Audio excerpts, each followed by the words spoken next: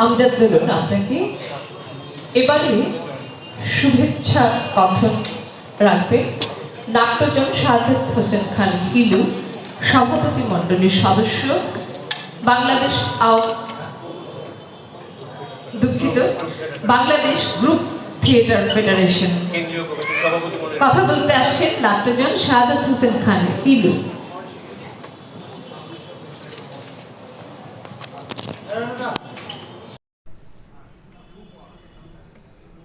ময়মনসিংহ বাংলাদেশ আবৃত্তি শিল্পী সংসদ আয়োজিত আজকে ময়মনসিংহে আয়োজন হচ্ছে সারা বাংলাদেশেই যে আবৃত্তি বিভাগীয় আবৃত্তি উৎসব তারই অংশ হিসাবে আজকে বিভাগীয় শহর ময়মনসিংহে সেটি উদযাপন হচ্ছে। এবং আজকে যারা এই আয়োজন করেছেন তাদের প্রতি আমি অভিনন্দন জানাচ্ছি, ধন্যবাদ জানাচ্ছি। আমাদের মঞ্চে উপস্থিত আছেন আমাদের মাননীয় প্রধান অতিথি, সংস্কৃতি বিষয়ক প্রতিমন্ত্রী, আমাদের উদ্বোধক এবং অন্যান্য বিশিষ্ট সংস্কৃতিজন, রাজনৈতিক ব্যক্তিবর্গ এবং আমার সামনে যারা বসে আছেন সবাইকে আমার শুভেচ্ছা। আসলে সময়ের স্বল্প, কথা বেশি মনে মনে হয় যে বলাটা সমাজীন হবে না, তবু বলছি যে ময়মনসিংহ হচ্ছে যে আমাদের এমন একটি জায়গা যেটি আমরা বলে থাকি হাউল জঙ্গল ময়মনসিংহ, এই তিনি ময়মনসিংহ। আবার ইংরেজিতে কথা আছে মাইমেনসিং, তার যদি আমরা থেকে বলি আমার মানুষেরা গান গায় মাইমেনসিং, সেই আমার মানুষের গান গাওয়ার দেশের মানুষ আপনারা। এবং ময়মনসিংহ বিভাগে বিভিন্ন জেলা থেকে আপনারা এসেছেন, যে কবি সাহিত্যিকরা আপনারা এসেছেন, তাদের সবাইকে আমার ময়মনসিংহের সাংস্কৃতিক ভবনের পক্ষ থেকে আপনাদেরকে ধন্যবাদ এবং অভিনন্দন জানাচ্ছি। আসলে যারা শিল্প সাহিত্যের সঙ্গে কাজ করেন তারা সময়ের কথা বলেন এবং অন্যায়ের বিরুদ্ধে তারা সোচ্চার থাকেন। আর বিশেষ করে কবি সাহিত্যিক যারা আছেন তারা, আমরা যেমন কোনো কিছুকে খুঁজতে হলে দূরবীন দিয়ে দেখি এবং যে বিষয়টি দেখা যায় না খালি চোখে সেটি যদি দেখতে চাই মনোবীক্ষণ যন্ত্র দিয়ে আমরা সেটা দেখি। এবং আমাদের কবি সাহিত্যিকেরা কিন্তু আমাদের সমাজে যে বিষয়গুলি আমাদের চোখে পড়ে না, যে অসঙ্গতিগুলো আমাদের চোখে পড়ে না, আমাদের জীবনের যে সমস্ত বিষয় আসা আছে তারা গভীরভাবে সেটি তারা তুলে আনেন, সেই মনোবীক্ষণিক দৃষ্টিভঙ্গি দিয়ে তারা তুলে আনেন। যে কারণে আমাদের যে সমাজ ব্যবস্থা, সেই সমাজ ব্যবস্থার মধ্যে এখনো সে অন্যায়ের বিরুদ্ধে আমরা সোচ্চার হতে পারি এবং সত্য কথনে আমরা বলিষ্ঠ থাকতে পারি। এবং কবি সাহিত্যিকরা সেই সুন্দরের চেষ্টাটাই করে যাচ্ছেন এবং সুন্দর ভবিষ্যৎ নির্মাণের জন্য তারা আমাদেরকে পথ দেখিয়ে যাচ্ছেন। এবং আমরা সবসময় অন্যায়ের বিরুদ্ধে সোচ্চার হব। এবং এই শিল্পীদের যে আগমন আজকে ঘটেছে এটি আমি মনে করি ময়মনসিংহের জন্য একটি উল্লেখযোগ্য বিষয়। এবং আমরা অত্যন্ত আনন্দিত বিভিন্ন জেলার কবি সাহিত্যিকরা এখানে এসেছেন, সেই সঙ্গে আমাদের অত্যন্ত প্রিয় মানুষ আমাদের জয়ন্ত দা তিনি এসছেন, সেটিও আমাদের জন্য একটি বড় পাওয়া। আর আমি আর কথা বলাচ্ছি না, আপনাদের সবাইকে শুভেচ্ছা জানিয়ে আমার কথা শেষ করছি। জয় বাংলা।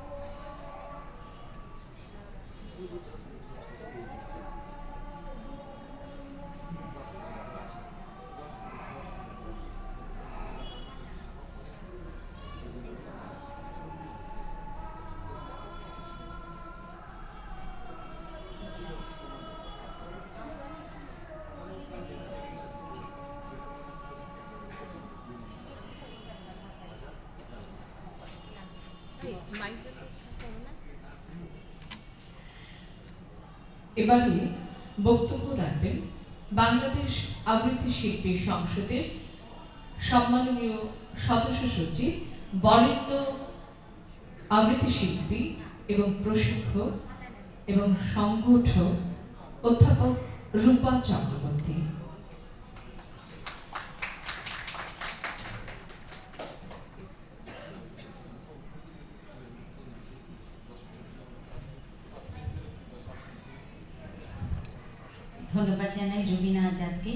আমি একটু আজান হচ্ছে তো বাইরে, আমি এটার প্রতি সম্মান জানিয়ে 5 মিনিট সকলে নিশ্চুপ থাকবো, মাইকে কথা বলবো না, তারপরে আমি বলবো।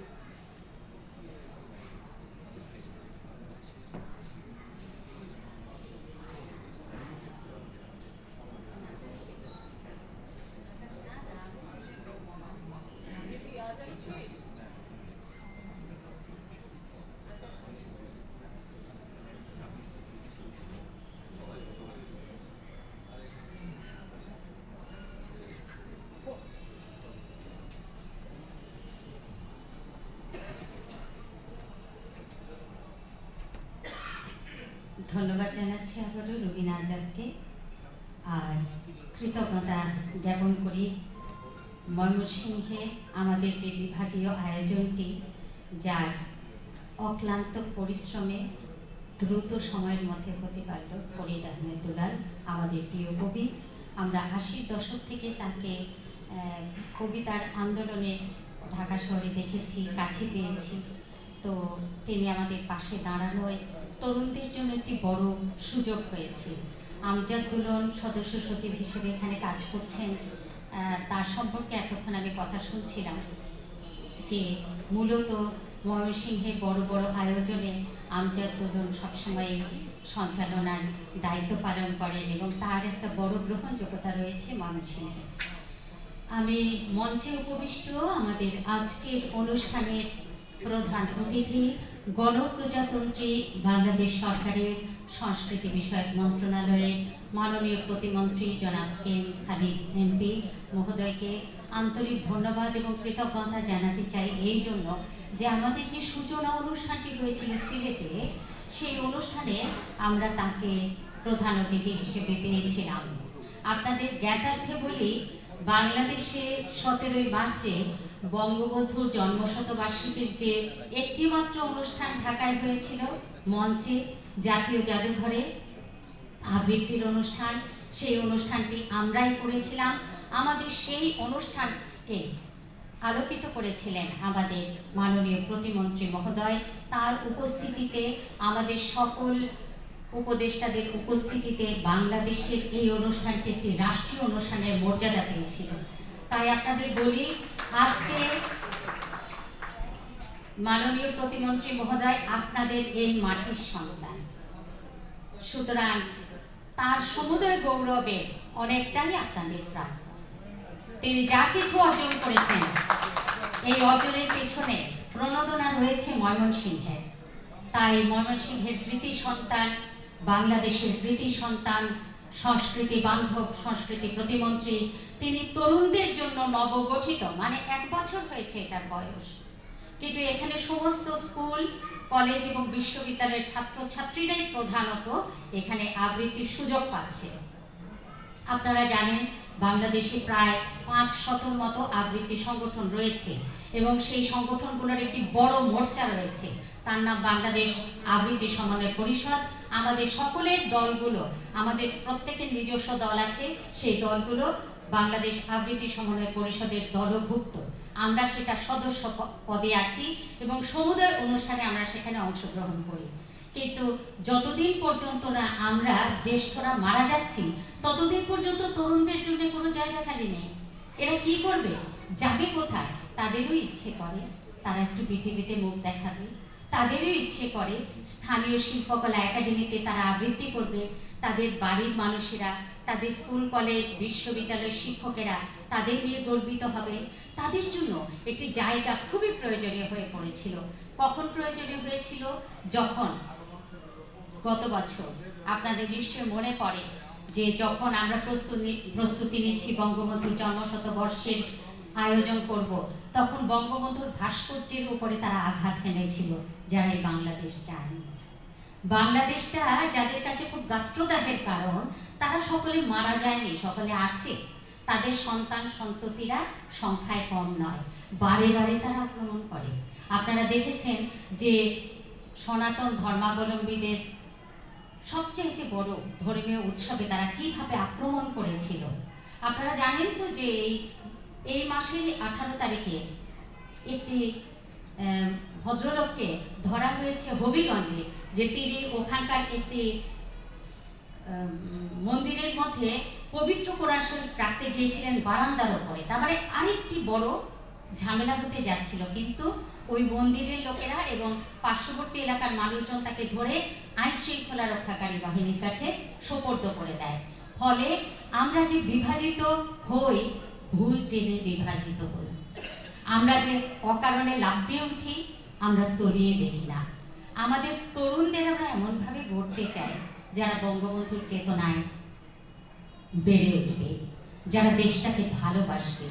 বঙ্গবন্ধু যেমন বলতেন, আমার মানুষেরা, এই ছেলে মেয়েগুলো মনে করো এই বাংলাদেশ তার নিজে এবং তার এলাকার সমস্ত মানুষ তার নিজের মানুষ।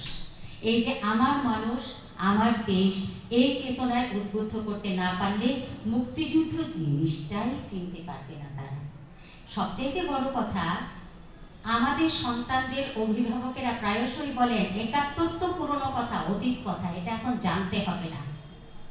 আমরা কি 30 লক্ষ শহীদের সঙ্গে বেইমানি করব? তবে আমরা কি আমাদের যে শহীদ বুদ্ধিজীবীরা 14ই ডিসেম্বর যাদেরকে হত্যা করেছিল পরিকল্পিত উপায়ে, আমরা কি তাদের রক্তের সাথে, তাদের আত্মত্যাগের সঙ্গে বেইমানি করব? আমাদের দায়িত্ব আছে। আমরা যারা বড়, আমরা যারা জ্যেষ্ঠ, আমরা নতুনদেরকে এই চেতনায় উদ্দীপ্ত করতে চাই, যে চেতনাটি বঙ্গবন্ধুর আদর্শ, যে চেতনাটি আমাদের মুক্তিযুদ্ধের আদর্শ। আপনারা লক্ষ্য করবেন এখানে একজন মুক্তিযোদ্ধা এসে আজকে এই আবৃত্তি উৎসবটি উদ্বোধন করেছেন। এই পুরো পরিকল্পনাগুলো কিন্তু আমরা চিন্তা করে করছি যে আমাদের সন্তানেরা যখন মঞ্চের মধ্যে একজন সরাসরি লড়াকু রণাঙ্গনের মুক্তিযোদ্ধাকে দেখবেন, তখন আমাদের সন্তানেরা বুঝবে আমি এটার অংশ, এই গৌরব আমার, এটা অতীতের গল্প নয়, এটা আমার নিজের ঐতিহ্যের অংশ। তখন সে এইটা যাতে বিনষ্ট না হয়। বিদেশে যারা যায় তারা জানে ছোট ছোট জিনিসও তারা ইতিহাসে সংরক্ষণ করে রাখে। মুক্তিযোদ্ধারা বাংলাদেশের সূর্য সন্তান, তাদেরকে চোখে দেখতে পাওয়াও একটা বড় পুণ্য। আমরা সেই সুযোগগুলো তৈরি করে দিতে চাই। নতুন প্রজন্মের যে ছেলেমেয়েরা সামনের সারিতে যেতে পারছিল না, মঞ্চে আবৃত্তি করার সুযোগ পাচ্ছিল না, টেলিভিশনে যেতে পারছিল না, অথচ তারা আবৃত্তি করতে চায়, কবিতাকে ভালোবাসে, সাহিত্য মনস্ক, এইসব ছেলেমেয়েদেরকে আমরা একই ছাতার নিচে আনতে চাই। তারা যুদ্ধবদ্ধ হচ্ছে, তারা আবৃত্তি করছে। আপনারা জানেন এই মিলনায়তনে এখন 4টি জেলার আবৃত্তি শিল্পীরা রয়েছেন। এরা ময়মনসিংহ বিভাগের অধীনে 4টি জেলার আবৃত্তি শিল্পী। আমার ভালো লাগছে তাকাতে যে ভেতর থেকে কোনো একদিন আরেকজন ডালিয়া আহমেদ বেরিয়ে আসবে। ডালিয়া আমাদের ময়মনসিংহের নেই, আন্তর্জাতিক খ্যাতিসম্পন্ন আবৃত্তি শিল্পী, নেত্রকোনায় তার বাড়ি, অসাধারণ আবৃত্তি করেন তিনি। তার মতো এরকম সুন্দর কণ্ঠ আমাদের কম আছে, তার মতো একটু বুঝে পড়বার ক্ষমতা আমাদের অনেকের মধ্যে নেই, ফলে তিনি এখানকার। আরো বলি, কণ্ঠশীলনের মীর বরকত আছেন না, যাকে আপনারা সব সময় দেখেন যে তিনি গিয়ে গিয়ে প্রশিক্ষণ দিয়ে বেড়ান, মীর বরকত এই ময়মনসিংহের সন্তান।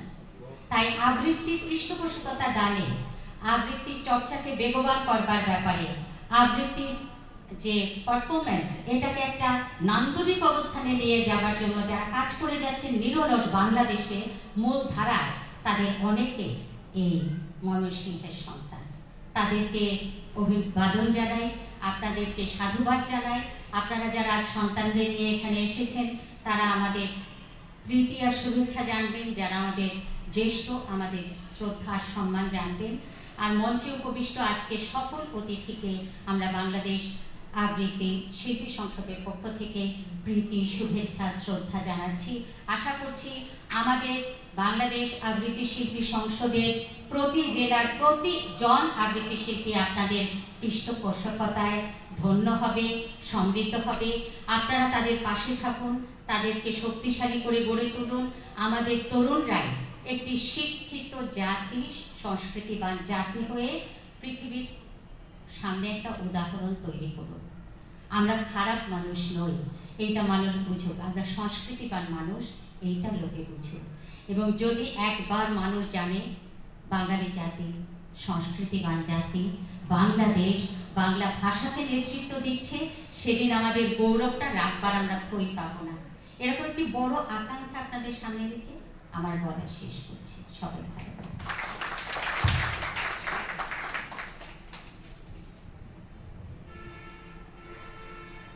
ধন্যবাদ শ্রদ্ধেয় রূপা চক্রবর্তী। এবারে কথা বলবেন বাংলাদেশ আবৃত্তি শিল্পী সংসদের আহ্বায়ক, আবৃত্তি শিল্পী, সংগঠক, নাট্য ব্যক্তিত্ব এবং আবৃত্তির বরপুত্র জয়ন্ত চট্টোপাধ্যায়।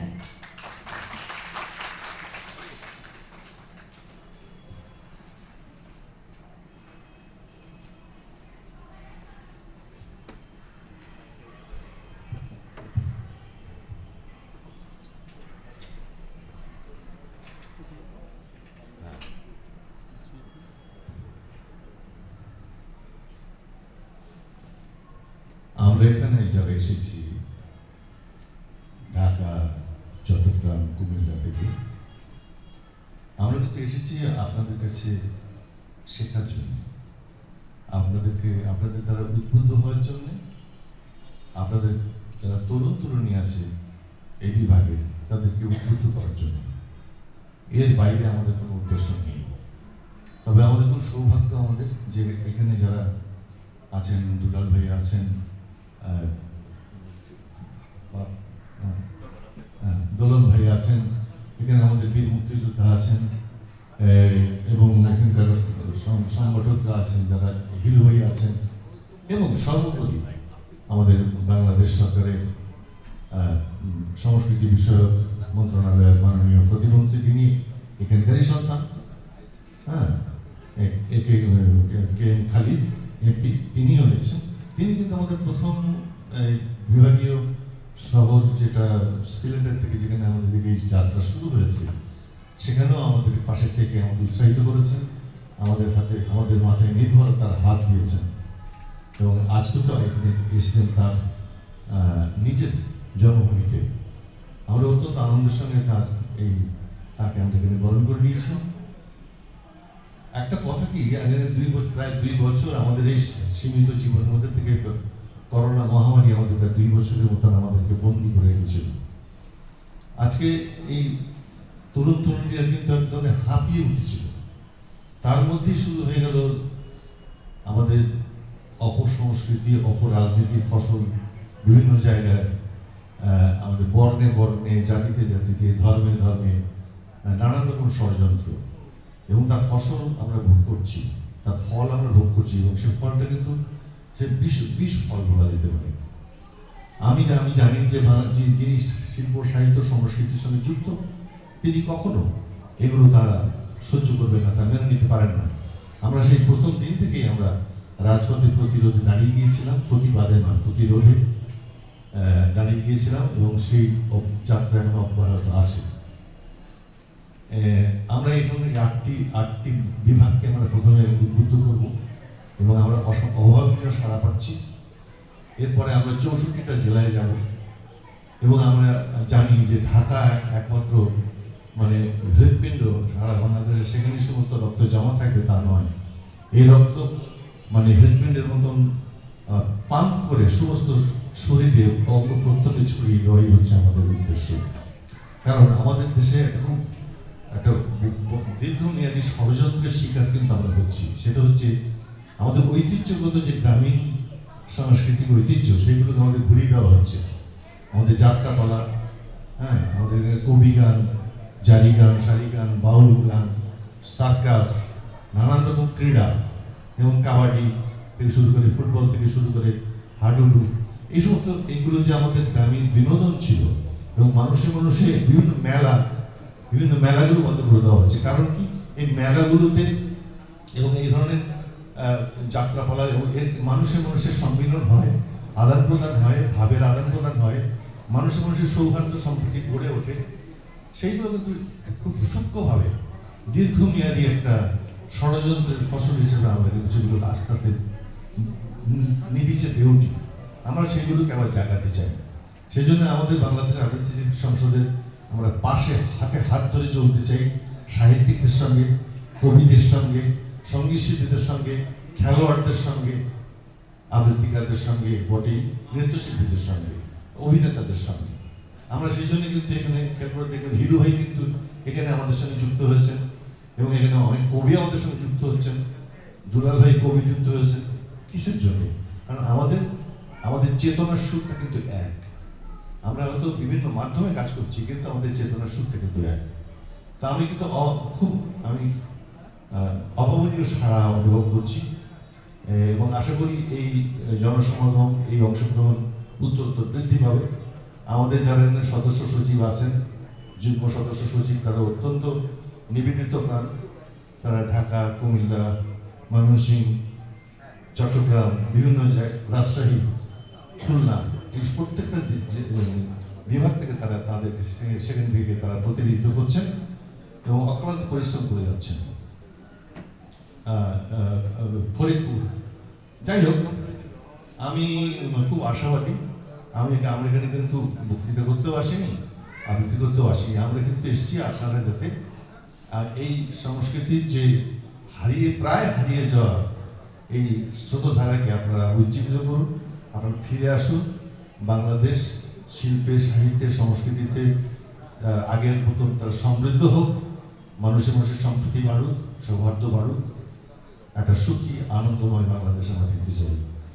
বাংলাদেশ আবৃত্তি শিল্পী সংসদের ময়মনসিংহ বিভাগীয় যারা কর্তা ব্যক্তি আছেন, আয়োজক আছেন, তাদের প্রচণ্ড তারা আন্তরিকতা পরিশ্রম দিয়ে তারা এই অনুষ্ঠানটি আয়োজন করেছেন।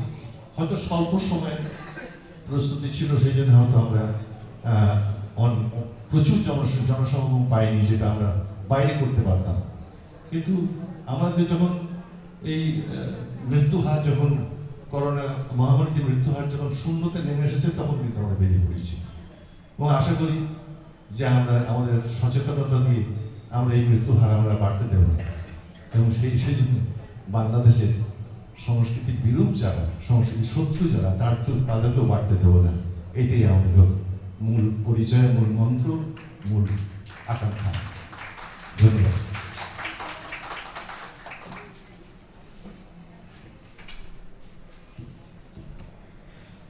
ধন্যবাদ শ্রদ্ধেয় জয়ন্ত চট্টোপাধ্যায়। এবারে ময়মনসিংহ জেলা পরিষদের শ্রদ্ধেয় চেয়ারম্যান জনাব ইউসুফ খান পাঠান মহোদয়কে কথা বলবার জন্য বিনীতভাবে আমন্ত্রণ জানাচ্ছি।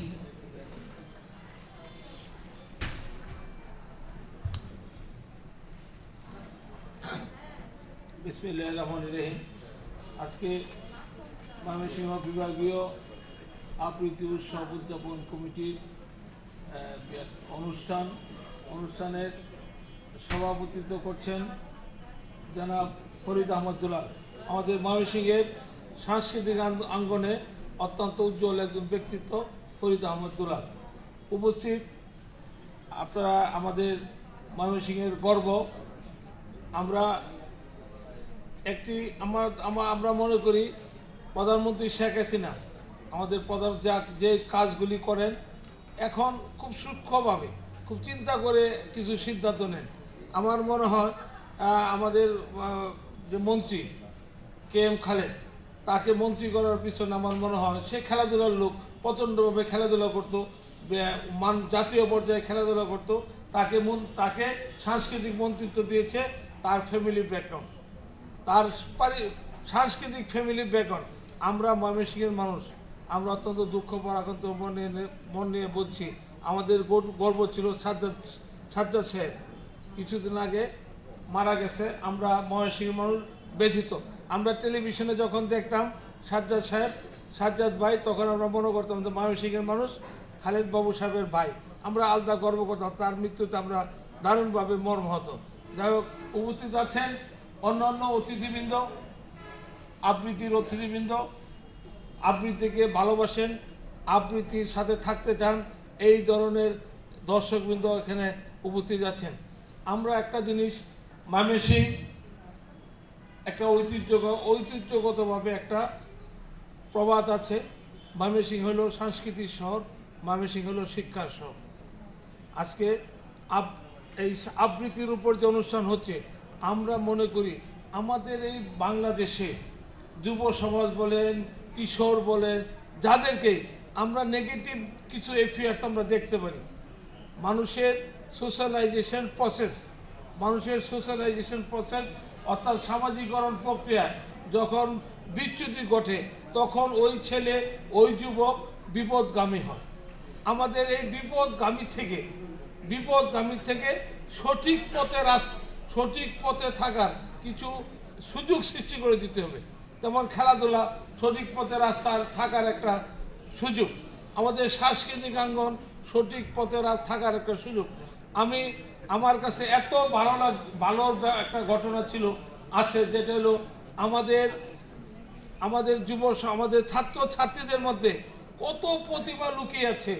আমি 15ই আগস্ট বঙ্গবন্ধুর উপর আলোচনা হয়েছিল বিদ্যাময় স্কুলে। ক্লাস 7-এর একটা ছাত্রী বঙ্গবন্ধুর উপরে যে বক্তৃতা দিল, বুকটা ভরে গেল যে জানা আমাদের নতুন প্রজন্ম এখনও একটা অবস্থানে আছে। এদেরকে আমরা যদি ভালো করে নার্সিং করতে পারি, তাহলে এরা দেশের একটা ভবিষ্যৎ, একটা অত্যন্ত যোগ্য নাগরিক হিসেবে তারা গড়ে উঠতে পারবে। আমার বক্তৃতা বেশি বাড়াবো না। আমাদের সাংস্কৃতিক অঙ্গনে বিভিন্ন শাখা পোশাক আছে, নাটক আছে, রবীন্দ্রসঙ্গীত, নজরুল সঙ্গীত, ভাটিয়ালি, দেশাত্মবোধক গান, বিভিন্ন বিষয় আছে, জ্ঞান বিজ্ঞানে এই জায়গাটার বিভিন্ন বিষয় আছে। তবে আমরা তো সাংস্কৃতিক অঙ্গনের লোক না, এটা আমরা কিছুটা খেলাধুলার অঙ্গনের লোক। আমরা খেলাধুলার সাথে বেশি জড়িত। তারপর আমরা মনে করি বাংলাদেশের স্কুলের ছাত্রছাত্রীদের ভিতরে আমরা গার্জিয়ানদের উৎসাহিত করতে পারি, যে ভালো আবৃত্তি করতে পারে। আমরা বিভিন্ন অনুষ্ঠানে দেখি, তাদের বেশভূষ দেখে মনে হয় সে একজন ভালো আবৃত্তি, সে ভালো মানুষ, সে ভালো হবে, তার ভিতরে ভালোত্বের একটা বীজ ঢুকবে এই আবৃত্তির মাধ্যমে। যারা এখানে আমাদের সভাপতি সাহেব আছেন, অত্যন্ত চমৎকার, তার বলার ভঙ্গি, বলার গলাটাই মনে হয় একটা আবৃত্তি। আমাদের সামনে আছে কি দুলন ময়মনসিংহের একটা মডেল। দুলন এত সুন্দর উপস্থাপনা করে, দুলন এত সুন্দর আবৃত্তি করে, আমার মনে হয় দুলন ময়মনসিংহের একটা মডেল। এই ফরিদ সাহেব আছে, লাগিয়ে আছে একটা জিনিসের পিছনে লাগিয়ে থাকলে তার কিছু না কিছু ওই বিষয়ের সাফল্য অবশ্যই আসবে। আমরা চাবো, আমরা আমাদের প্রত্যাশা আমাদের মন্ত্রিসভা আছে, আমাদের মনে সহায়তা করবেন যেন ময়মনসিংহের একটা সংস্কৃতির একটা বিশাল প্রচলন ছিল। আর তার সাংস্কৃতিক ব্যক্তিত্ব হিলু ভাই আছেন। আমাদের একটা ময়মনসিংহে একটা টাউন হল ছিল, টাউন হলটা জিরার জন্য ছিল, পুরান হয়ে গেছিল। আমরা ভাবলাম যে টাউন হলটা যখন নতুন করে আবার ঠিকঠাক করলো, ময়মনসিংহে বোধহয় সাংস্কৃতিক জোয়ার বসবে। হ্যাঁ, বহুরূপী নাট্যগোষ্ঠী সহ বিভিন্ন নাট্যগোষ্ঠী, সামাজিক সাংস্কৃতিক, ময়মনসিংহে এত সুন্দর মানে আন্তঃজেলা নাটক প্রতিযোগিতা হয়েছে না, আন্তঃজেলা নাটক প্রতিযোগিতা হয়েছে। এইসব আমাদের খুব দুঃখ লাগে যে এইসব এখন নাই। আমরা সাংস্কৃতিক লোক না হলেও আমরা অত্যন্ত আনন্দ বোধ করতাম এই অনুষ্ঠানগুলি যখন দেখতাম। এত সুন্দর সুন্দর অনুষ্ঠান হচ্ছে, এই সুন্দর সুন্দর আমাদের যুব সমাজ বিপদগামী হচ্ছে, মানুষ বিপদগামী হচ্ছে। সাংস্কৃতিক অঙ্গনটা জিমে যাওয়া এর একটা অন্যতম এফেক্ট। সাংস্কৃতিক অঙ্গন যদি আগে এলাকায় নাটক হতো, এখন তো ডেকোরেটর আছে, ডেকোরেটরে অর্ডার দিলে তারা করে দেয়, প্যান্ডেল ট্যান্ডেল সব করে দেয়। আমরা দেখছি এলাকায় নাটক হতো, মানুষের মহিলাদের শাড়ি আনা হইতো, সাইড স্ক্রিন দেওয়ার জন্য তাবু আনা হইতো, কই তাবু পাওয়া যাবে, তাবু আনা হইতো। কত মানুষের বাড়িতে আগে এত খাট ছিল না, চৌকি ছিল, মানুষের বাড়ি থেকে আর চৌকি বাইর করে এটা স্টেজ করা হইতো। হ্যাঁ, এরকম একটা অবস্থা ছিল। তো আমরা চাই যে সাংস্কৃতিক অঙ্গনটা আবার উজ্জীবিত হোক। আমাদের হিলু সাহেব বলছে যে টাউন হলের ভাড়া বেশি, সাংস্কৃতিক অঙ্গন একটু জিমে আসছে। আমি জেলা পরিষদের চেয়ারম্যান হিসেবে একটা আনন্দের খবর, সেটা হলো আমরা রেলের মোড় যেটা ময়মনসিংহে, এটা আমরা 1000 সিটের একটা অডিটোরিয়াম করছি। জেলা পরিষদের উদ্যোগে এসি টেসি সব থাকবে, 1000 সিটের একটা অডিটোরিয়াম করছি। আমি 30 সাল আমাদের একটা 1000 সিটের অডিটোরিয়াম আছে। এই অডিটোরিয়ামের ভিতরেও এরকম 100-200 লোকের মিটিং করার একটা আলাদা স্পেস আছে, ওই স্পেসে করা যায়। আমার মনে হয় যে হিলু ভাই যেটা বলছে, আর্থিক কারণে হলের ভাড়া বেশি, এই কারণে সাংস্কৃতিক অঙ্গনটা কিছুটা পিছিয়ে আছে, সাহস পারে না অনুষ্ঠান করতে। আমার জেলা পরিষদের চেয়ারম্যান হিসেবে আমার সময় শেষের দিকে ওটাও শুরু হবে। আমার পরে যে চেয়ারম্যান আসবে সে অবশ্যই আমার চেয়ে ভালো হবে। আমার মনে হয় সাংস্কৃতিক অঙ্গনকে তেমন কোনো টাকা পয়সা লাগবে না। আপনাদেরকে সাংস্কৃতিক বিকাশের জন্য, সাংস্কৃতিক শহর ময়মনসিংহ এটা যারা আরো উজ্জ্বল হয়, তার জন্য জেলা পরিষদের অডিটোরিয়াম নামে মাত্র মূল্যে আমরা আপনাদেরকে ব্যবহার করতে দেব সাংস্কৃতিক বিকাশের সাথে। আরও আমাদের বেশ কিছুদিন আমাদের মন্ত্রী ময়মনসিংহের সাংস্কৃতিক মন্ত্রী আছে। সাংস্কৃতিক মন্ত্রী থাকা অবস্থায় আমাদের ময়মনসিংহ একটা ভরপুর সাংস্কৃতিক অঙ্গন তৈরি হবে, এই আশাবাদ ব্যক্ত করে। এবং আবৃত্তি পরিষদের যারা বিভাগীয় আবৃত্তি পরিষদ ঢাকা থেকে আসছেন, আমাদের শিল্পী বোন আসছেন, অনেকে আসছেন, অন্য জেলা থেকে যারা আসছেন, তাদেরকে ময়মনসিংহ জেলা পরিষদের পক্ষ থেকে অভিনন্দন জানাই। আপনারা লেগে থাকুন। এই আবৃত্তি আমাদের দেশ জাতিকে, যুব সমাজকে, আবৃত্তিকারদেরকে অনেক দূর এগিয়ে নিয়ে দেবে, আমাদের দেশ উপকৃত হবে। সবাইকে ধন্যবাদ।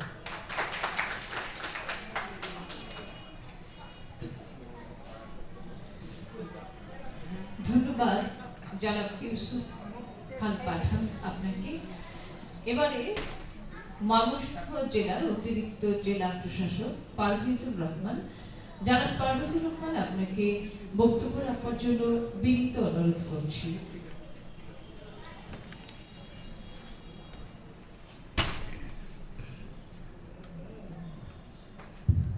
বিসমিল্লাহির রহমানির রহিম। আজকের অনুষ্ঠানের সম্মানিত প্রধান অতিথি, গণপ্রজাতন্ত্রী বাংলাদেশ সরকারের সংস্কৃতি বিষয়ক মন্ত্রণালয়ের মাননীয় প্রতিমন্ত্রী মহোদয়, উপস্থিত আজকের অনুষ্ঠানের সভাপতি, বিশেষ অতিথিবৃন্দ এবং আমার সামনে ময়মনসিংহ তথা সারা বাংলাদেশ থেকে আগত সংস্কৃতি অঙ্গনের সুধীবৃন্দ, আসসালামু আলাইকুম। সারা দেশে আবৃত্তি আয়োজন সত্যিকার একটি অনন্য অসাধারণ উদ্যোগ। আমরা জানি যুগ থেকে শান্তিতে, সংগ্রামে, দুর্জয়ে সংস্কৃতি, বিশেষ করে কবিতা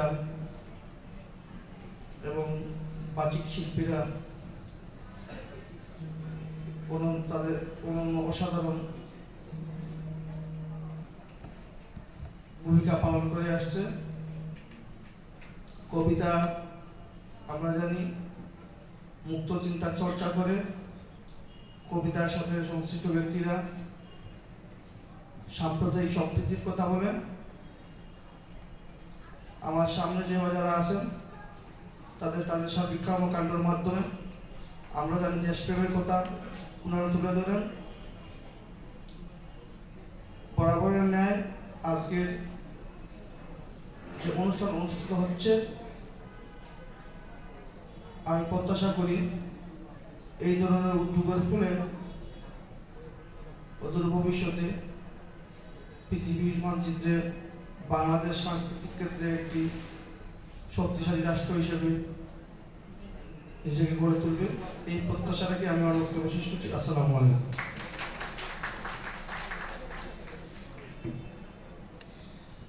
ধন্যবাদ জনাব পারভেজুর রহমান আপনাকে।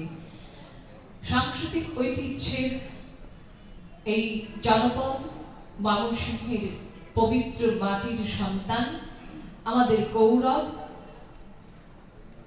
গণপ্রজাতন্ত্রী বাংলাদেশ সরকারের মাননীয় প্রতিমন্ত্রী জনাব KM খালেদ MP মহোদয়। আজ তিনি আমাদের প্রধান অতিথি। আমরা গর্বিত এবং আনন্দিত। তাকে এই মুহূর্তে কথা বলবার জন্য বিনীতভাবে অনুরোধ করছি।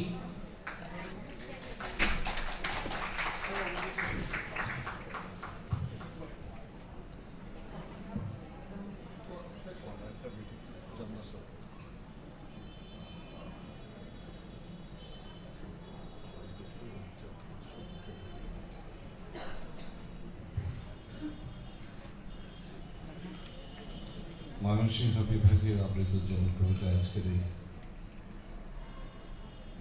আয়োজন, এই আয়োজনের সম্মানিত সভাপতি, আমাদের এখানে আবৃত্তির বেশ কয়েকজন দিকপাল আমাদের সাথে আছেন। জয়ন্ত চট্টোপাধ্যায়, রূপা চক্রবর্তী, ডালিয়া আহমেদ, আমাদের ময়মনসিংহের কৃতি সন্তান দোলন, যেমন উপস্থাপনা তেমনি তার আবৃত্তি। দীর্ঘদিন সহ উপস্থিত সুযোগের সবার প্রতি আমার অনেক অনেক শুভেচ্ছা, কৃতজ্ঞতা।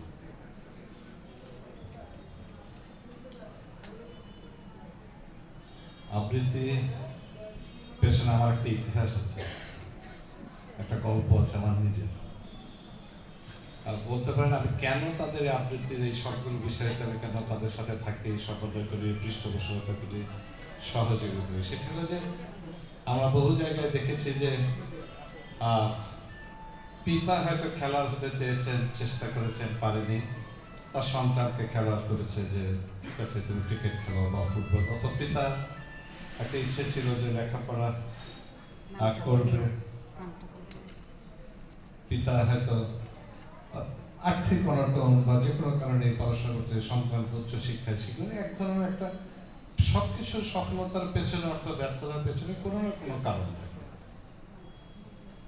তো সেই কারণের মধ্যে আমার একটু কারণ হলো আবৃত্তির সাথে আমার সম্পর্ক গড়ে উঠেছে। আমি একবার আবৃত্তি প্রতিযোগিতার নাম দিয়েছিলাম, 3 জন প্রতিযোগী ছিল, সেখানে প্রথম 2 জনকে পুরস্কার দিয়েছে, আমি বাদ পড়েছিলাম। আমি সেদিনকে ভাবলাম যে আবৃত্তির সাথে আমাকে থাকতে হবে, আমি পারি আর না পারি তাদের সাথে সম্পৃক্ত থেকে তাদের কারো উৎসাহ দিত। যখন দায়িত্ব পেলাম, দায়িত্ব পাওয়ার পর থেকে আমি তাদের সাথে আজকের আমাদের বাংলাদেশ আবৃত্তি শিল্পী সংসদে যারা এসছে তারা অসাধারণ একটি কাজ করছে সারা বাংলাদেশে। কয়েকদিন আগে সিলেট গেলাম, সিলেটে তারা অনেক বিশাল একটা প্রোগ্রাম করেছে। এই প্রোগ্রামকে সেদিনই তাদের সাথে সাজিয়েছিলাম যে ময়মনসিংহে হবে, এটা আগামীকালকে হওয়ার কথা ছিল, কিন্তু হঠাৎ করে মহামান্য রাষ্ট্রপতি কালকে সংসদে ভাষণ দেবেন, সিদ্ধান্ত হলো, সেই জন্য এটি আমি বাংলাদেশ আবৃত্তি সংসদকে অনুরোধ করলাম যে আপনার দয়া করে একটু হয়তো আগান, নাহলে একটু পিছিয়ে নিন, 23 অথবা 26 তারিখে করতে, তারা তো লাস্ট আছে 23 তারিখে করে সেই শোটা আসে। আবার ডিসেম্বরের 24 তারিখে ওনাদের আরেকটা সমাপন অনুষ্ঠান আছে চট্টগ্রাম, সেখানেও আমি যাব। এই সমাপন অনুষ্ঠানের সাথে ওটার সাথে আমি আবার দুটো অনুষ্ঠান লাগিয়ে দিলাম, একটা বিয়ের দাওয়াত আছে, আমি বললাম ঠিক আছে ওটার সাথে এটা সমন্বয় করলাম। এরপর চট্টগ্রাম বিশ্ববিদ্যালয় একটা অনুষ্ঠান, সেটাও আমি একই সাথে সমন্বয় করলাম, এক ঢিলে 3 পাখি। সেটাই তাতে আপনাদের সংসদের জন্য হয়েছে যে আমরা ওখানে যাচ্ছি। তা আজকের এই ময়মনসিংহের আয়োজন, আমরা 5 ভাই,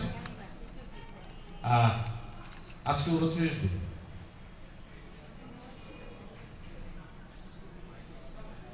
আজকে 29 দিন আমরা আমাদের পরিবারের মুরব্বীকে হারিয়েছি। তিনি একাধারে আমাদের পিতা, বন্ধু, ভাই ছিলেন।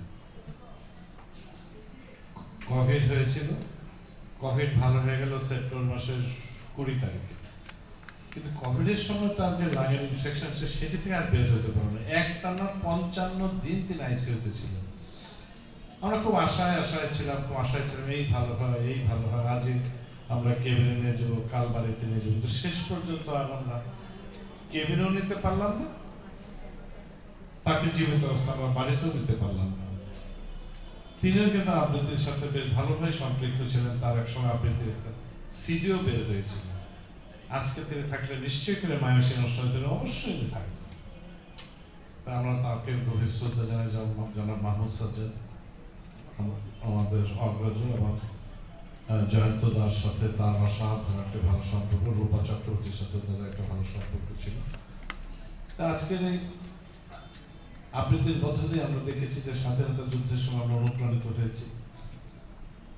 আমরা যখন স্বাধীনতা শব্দটি কবে থেকে আমাদের, আমরা যখন এই আবৃত্তিটা শুনি তখন আমাদের গা এখনো কিন্তু শিউরে ওঠে। আসাদুজ্জামানের কণ্ঠে যখন আবৃত্তি শুনি, আসাদুজ্জামান আসলে এমন একজন মানুষ, এমন একটি জায়গায় আবৃত্তিকে নিয়ে গেছে। জয়ন্ত দা, আসাদুজ্জামান নূর, আমাদের যে 21 পদক পেল ভাস্কর বন্দ্যোপাধ্যায়, তারা এমন এক জায়গায় নিয়ে গেছে আবৃত্তিকে, আমাদের ডালিয়া আবৃত্তি এমন এক জায়গায় নিয়ে গেছে। আবৃত্তি এখন একেবারে আবৃত্তি জনপ্রিয়। একসময় ফুটবল খেলা দেখার জন্য ঢাকার স্টেডিয়ামে আমনি মোড়ের খেলা দেখার জন্য হাজার হাজার মানুষ ভিড়, এখানে প্রতিবার মারামারি হতো, কেউ না কেউ তাদের জীবন হারাতো। সেই ফুটবলের মাঠে এখন দর্শক, এখন সবাই ক্রিকেটের পিছু ছুটছে।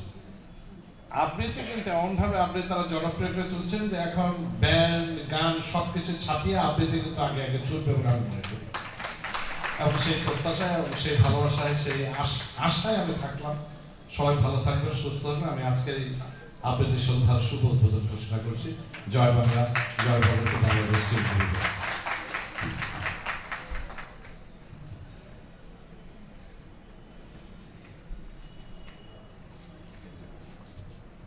ধন্যবাদ জনাব KM খালিদ এমপি, মাননীয় প্রতিমন্ত্রী, সংস্কৃতি বিষয়ক মন্ত্রণালয়, গণপ্রজাতন্ত্রী বাংলাদেশ সরকার এবং আমাদের আজকের এই উৎসবের প্রধান অতিথি।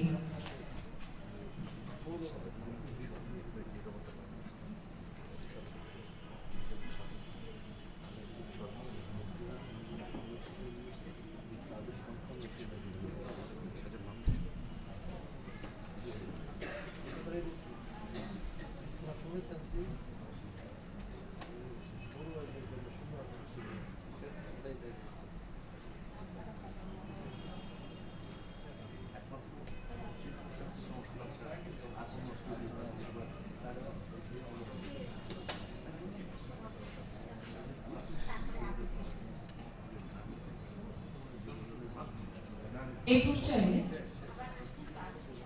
এই উৎসবের আহ্বায়ক এবং অনুষ্ঠানের সভাপতি কবি ফরিদা কুদ্দুলাল মহোদয়কে আমন্ত্রণ জানাচ্ছি কথা বলবার জন্য।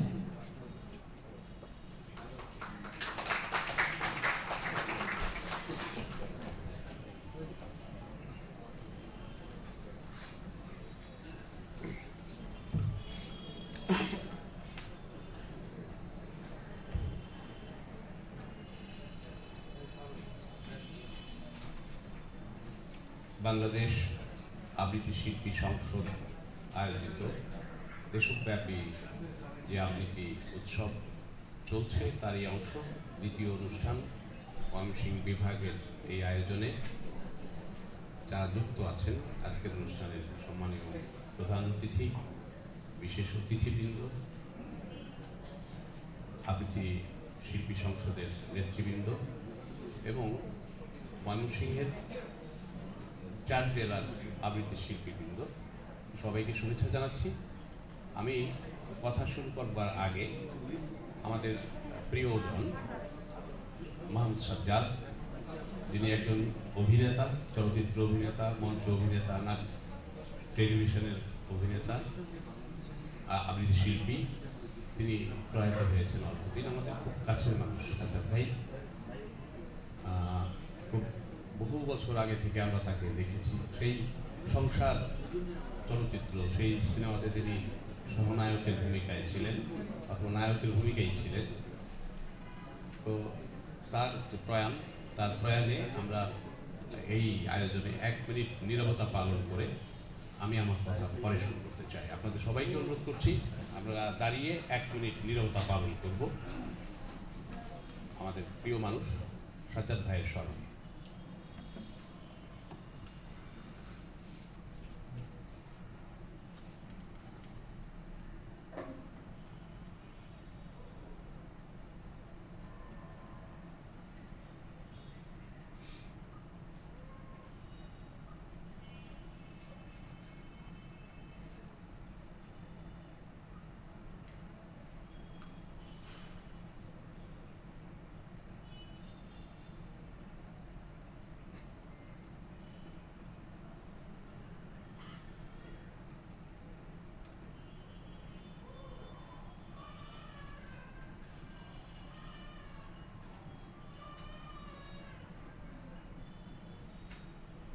ধন্যবাদ সবাইকে।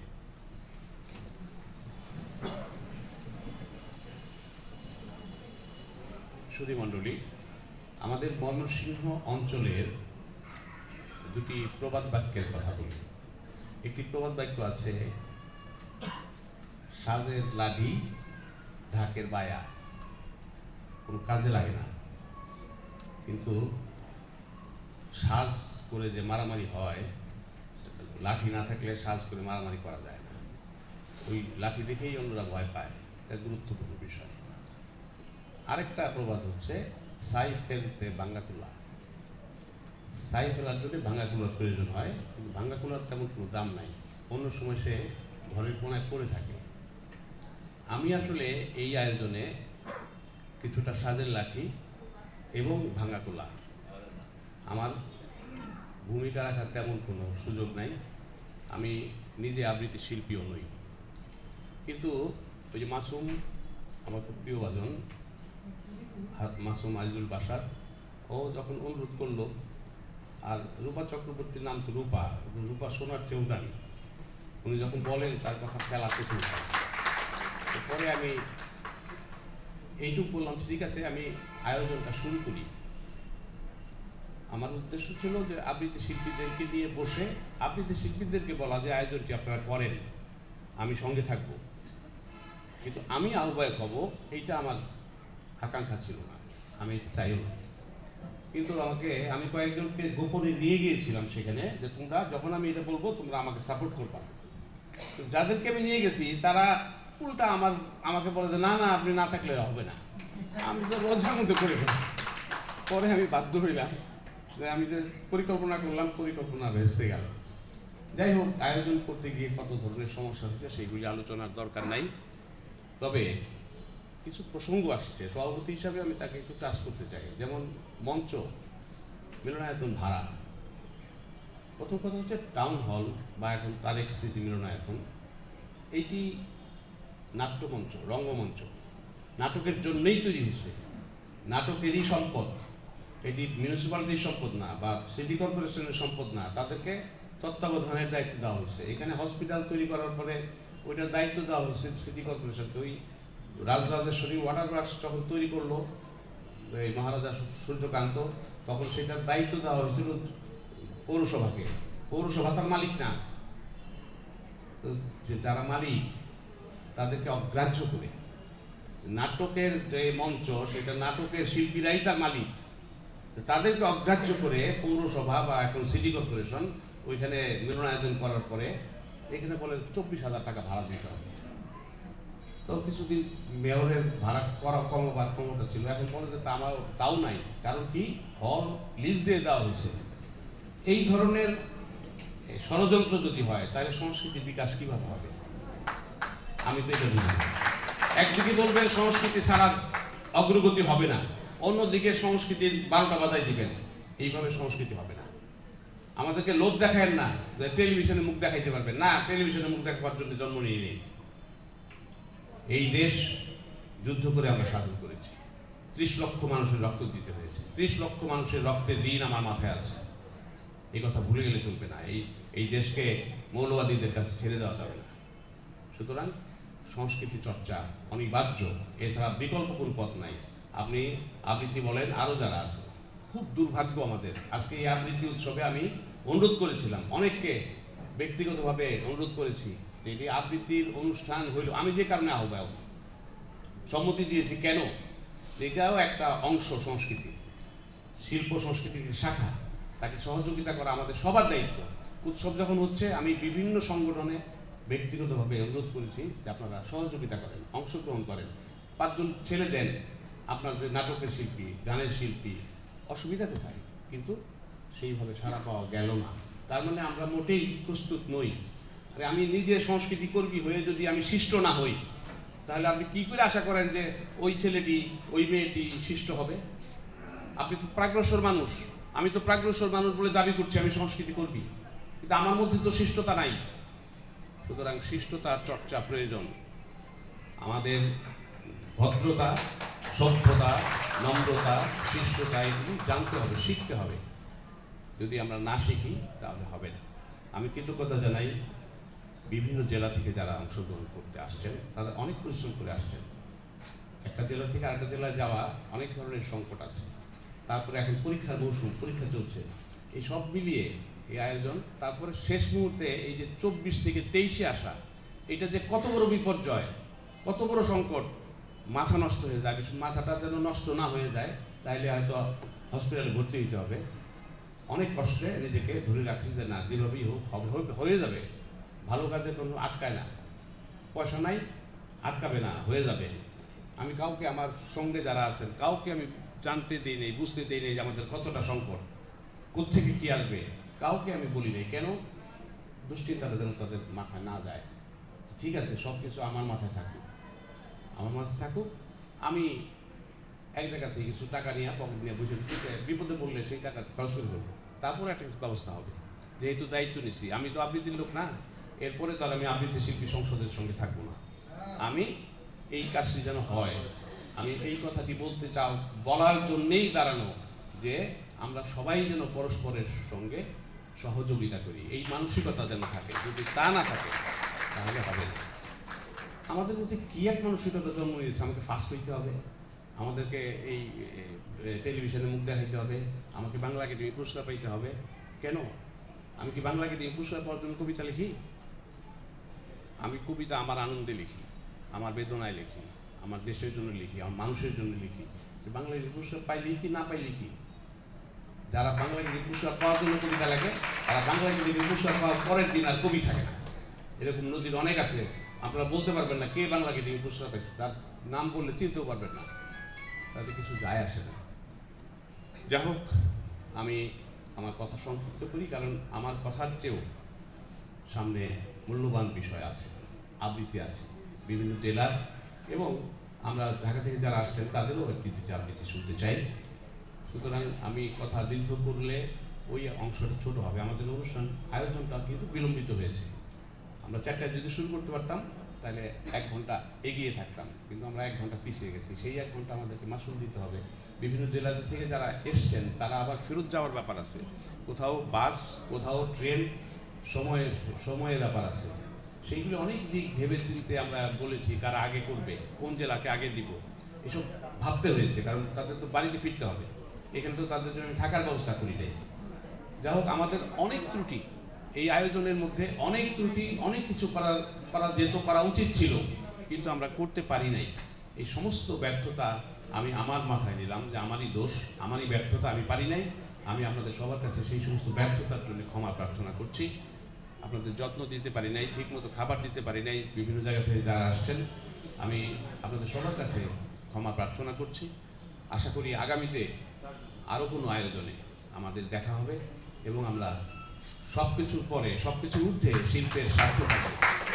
আর মন্ত্রী মহোদয়ের কাছে আমি আবেদন জানাচ্ছি যে আপনি যেহেতু মন্ত্রী, আপনি দয়া করে আমাদের এই যে আবৃত্তি, নাটক, এই জাতীয় অনুষ্ঠানের জন্য বিভিন্ন যে মঞ্চ আছে, মিলনায়তন আছে, সেইগুলি ভাড়া একটু দয়া করে কমিয়ে দেন। অনেক ধরনের আয়োজন হয় সেখানে, অন্যগুলির ভাড়া বেশি থাকুক, কিন্তু নাটকের জন্য, একটা নাটকের জন্য যদি 20,000 টাকা 24,000 টাকা ভাড়া দিতে হয়, বলেন টিকিট কয় টাকা বিক্রি হয়? তাহলে তো এই যে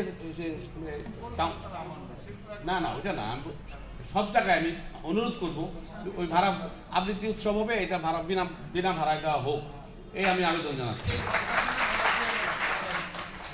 এই হল সাংস্কৃতিক কর্মকাণ্ডের জন্য বিনা ভাড়া আগামী এই অনুষ্ঠানটা সহ, এই অনুষ্ঠানটা সহ। আচ্ছা, আমরা ব্যাপার হয়েছে, আমরা সামান্য কিছু ভাড়া আছে, আমরা চাই কেউ যদি না দিবা চায় তাহলে অতই করি না। আজকেটা সহ অসুবিধা নেই, আমাদের আর্থিক সংকট তো আছে, আজকেটা সহ হইলে ভালো হয়। ধন্যবাদ। না টাউন হল তো মন্ত্রী মহোদয় না, যাই হোক ওইটা নিয়ে আলাদা আন্দোলন করতে হবে। নাট্যকর্মীরা নিশ্চয়ই আন্দোলন করবে যে ওইটা নাটকের শিল্পীদের মঞ্চ, নাটকের শিল্পীদের কাছে জিজ্ঞেস না করে ভাড়া বাড়ানো যাবে না। ধন্যবাদ সবাইকে, আপনাদের সবার সুন্দর জীবন কামনা করছি এবং আবৃত্তি শিল্পী সংসদ, বাংলাদেশ আবৃত্তি শিল্পী সংসদ কেন্দ্রীয় কমিটির আহ্বায়ক জয়ন্ত চট্টোপাধ্যায়, তার সঙ্গেও আমার দীর্ঘদিনের পরিচয়, আমার ভালোবাসার মানুষ। না শেষ, আমার কথা শেষ। আমি কৃতজ্ঞতা জানাচ্ছি আবৃত্তি শিল্পী সংসদের কাছে এবং আপনারা সবাই ভালো থাকবেন, এই কথা বলে আমি আমার কথা এখানে শেষ করছি।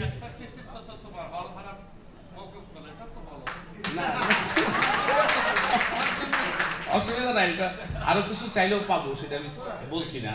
আপনারা সবাই ভালো থাকবেন। জয় বাংলা।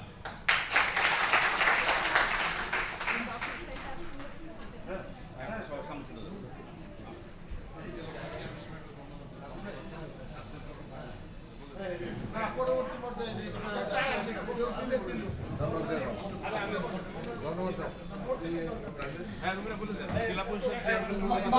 জেলা পরিষদের সম্মাননীয় চেয়ারম্যান মহোদয়কে আমাদের এই হলটি ভাড়ামুক্ত করে দেওয়ার জন্য তাকে আমাদের শ্রদ্ধা জানাচ্ছি, অভিনন্দন জানাচ্ছি।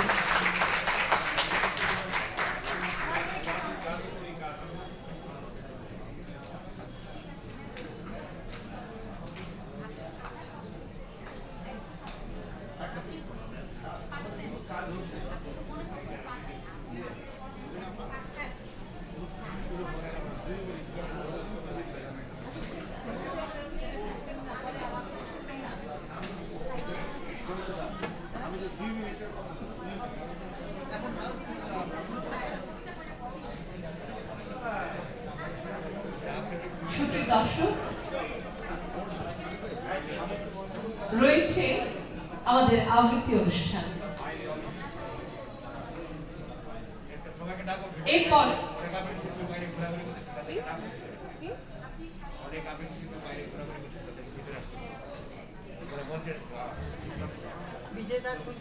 দর্শক মণ্ডলীকে হলের ভিতরে থাকবার জন্য বিনীতভাবে অনুরোধ জানাচ্ছি, আর আমাদের অতিথিবৃন্দকে সামনে দর্শক সারিতে আসন নেবার জন্য বিনীতভাবে অনুরোধ করছি।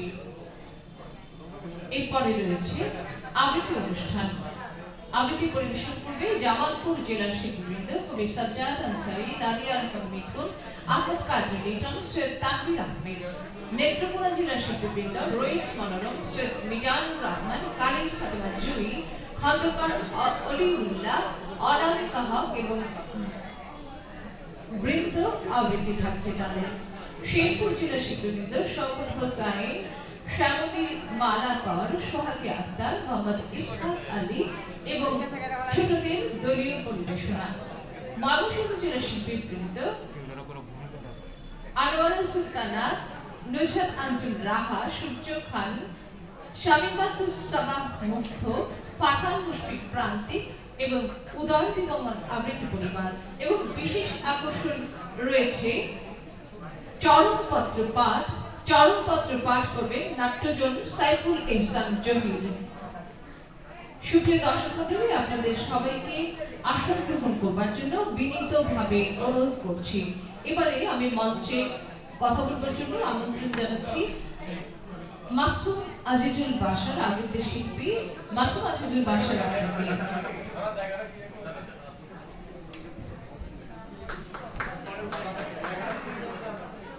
আমি ফরিদ ভাইকে, দুলাল ভাইকে আমি আমাদের যে আজকে যুগ্ম সদস্য সচিবরা বিভিন্ন জেলা থেকে এসে উপস্থিত হয়েছেন, আমরা কাজ করতে গিয়ে যে এই অনুষ্ঠানটি আসলে 3 বার পিছিয়েছে।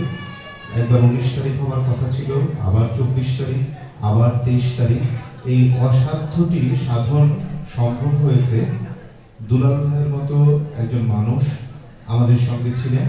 এবং এই কাজ করতে যে আমরা যদি দুলাল ভাইয়ের সাথে কোনো ধরনের কোনো আচরণ বা কথাবার্তায় সামান্যতম দুঃখ দিয়ে থাকি, কষ্ট দিয়ে থাকি, আমি সকলের পক্ষ থেকে দুলাল ভাইয়ের কাছে ক্ষমা চাই এবং আমি কৃতজ্ঞতা জানাই যে আজকে দুলাল ভাইয়ের জন্যই এই 23 তারিখের এই অনুষ্ঠানটি পরিবর্তিত হয়েও আমাদের ময়মনসিংহ বিভাগের জেলাগুলোর প্রতিনিধি যারা আছেন, নেতৃবৃন্দ যারা আছেন, তাদের সঙ্গে আজকে এই অনুষ্ঠানটি করা সম্ভব হলো। এবং আমি অনুরোধ করব আমাদের শেরপুর, জামালপুর, নেত্রকোনা থেকে যারা এসছেন, আজকে আমরা আমাদের যে আহ্বায়ক আছেন জয়ন্ত চট্টোপাধ্যায়, সদস্য সচিব রূপা চক্রবর্তী, আমরা কিছুটা সময় বসে আমাদের পরবর্তী কার্যক্রম এবং সামনের অনুষ্ঠানগুলো এবং আবৃত্তির এই অনুষ্ঠানগুলো কিভাবে চালিয়ে দিতে পারি সেই জন্য আমরা সিদ্ধান্ত গ্রহণ করব। আমি আবারও দুলাল ভাইয়ের প্রতি কৃতজ্ঞতা জানিয়ে আমার বক্তব্য শেষ করছি। রুবিনা আপা বাকি অনুষ্ঠানটি পরিচালনা করবেন। সকলকে ধন্যবাদ।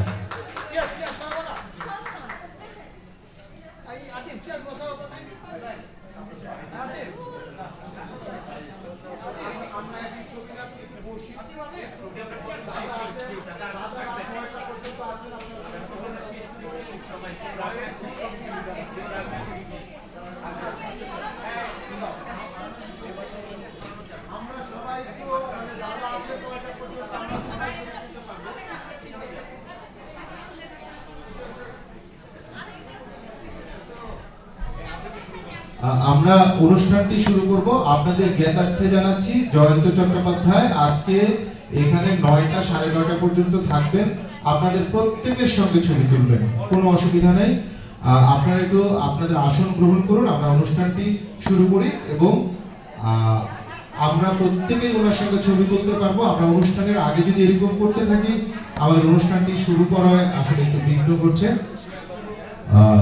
সকলের সহযোগিতা চাই, আপনাদের সকলের সহযোগিতা চাই।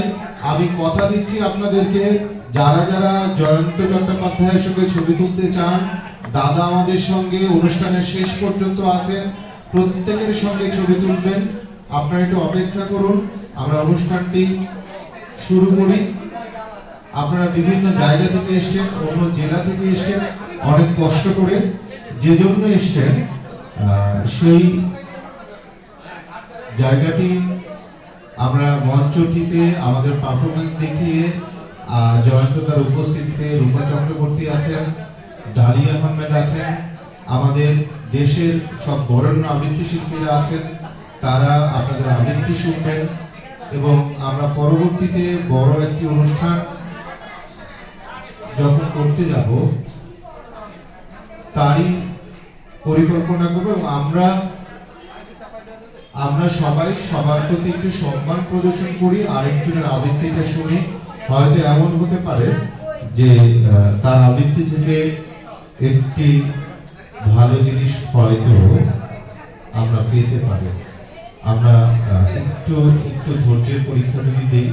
আপনারা যারা অনেক জোরে কথা বলছেন, দয়া করে একটু আপনারা শান্ত হলে আমরা আমাদের অনুষ্ঠানটি শুরু করি। চলুন আমরা প্রত্যেকেই আমাদের পারফরমেন্সটি দেখাই এবং যে বরেণ্য শিল্পীরা আছেন তারা আমাদেরকে বিচার করুক আমরা কতটুকু পারছি, কতটুকু পারছি না, এবং তাদের অভিজ্ঞতা থেকে নিয়ে আমরা আমাদেরকে আরো বেশি শানিত করি। সে পর্যন্ত আমাদের একটু ধৈর্য ধরতে হবে। আপনারা অনেক ধৈর্য ধরে আমাদের সঙ্গে ছিলেন। আমরা আশা করছি আর 1-1.5 ঘন্টার মধ্যে আমাদের অনুষ্ঠানটি শেষ হবে। এরপর আমরা ইচ্ছে মতো সবাই ছবি তুলব। আমরা একটি অনুষ্ঠানে এসেছি, আমরা নিজেকে অনেক বেশি সুন্দর করে উপস্থাপন করে নিজেরা এসেছি এরকম একটি অনুষ্ঠানে। প্রত্যেকের ছবি থাকুক, এটি একটি সুন্দর স্মৃতি হোক, সেই প্রত্যাশা করি। আপনারা জানবেন বাংলাদেশ আবৃত্তি শিল্পী সংসদ অন্যান্য যে কোনো ফোরামের মতো ঢাকা থেকে অনুষ্ঠান শুরু করেননি। আমরা যদিও ঢাকা থেকে এসেছি, আমরা সবসময় মনে করি ঢাকার বাইরে থেকে যারা শিল্পী সাংস্কৃতিক সঙ্গে সম্পৃক্ত আছেন, চর্চা করছেন, তারা অনেক বেশি ত্যাগ স্বীকার করছেন। সেই জায়গাটি সেজন্যই আমরা আমাদের অনুষ্ঠানটি উদ্বোধন করেছি সিলেট বিভাগ থেকে, এবং আমাদের সমাপনী অনুষ্ঠান হবে চট্টগ্রাম বিভাগে। সুতরাং আমরা যেহেতু ঢাকা থেকে না করে এটা করেছি, সুতরাং আপনাদের কাছ থেকে একটু সহযোগিতা চাই। একটি সুন্দর অনুষ্ঠান হোক, একটি দৃষ্টান্ত স্থাপিত হোক, একটি ভালো স্মৃতি নিয়ে বিভিন্ন জেলা থেকে, চট্টগ্রাম থেকে ফারুকদার এসছেন, কুমিল্লা থেকে এসছেন, আমাদের বিভিন্ন জেলা থেকে আমরা আপনাদের এখানে এসেছি। আপনাদের আবৃত্তি শুনব, আপনাদের সুশৃঙ্খল একটি অনুষ্ঠান দেখে যাব, মানুষজনকে আমরা বলবো। এবং আমরা আজকে অত্যন্ত অবাক হয়েছি যেভাবে র্যালিটি আমাদের হলো এত সুশৃঙ্খল ভাবে, এবং আমরা যে নৃত্য দেখলাম এবং যে দলটি পরিবেশন করলো, আমরা বলছিলাম যে আমরা ঢাকায় অনেক অনুষ্ঠানে এরকম শিল্পী পাই না।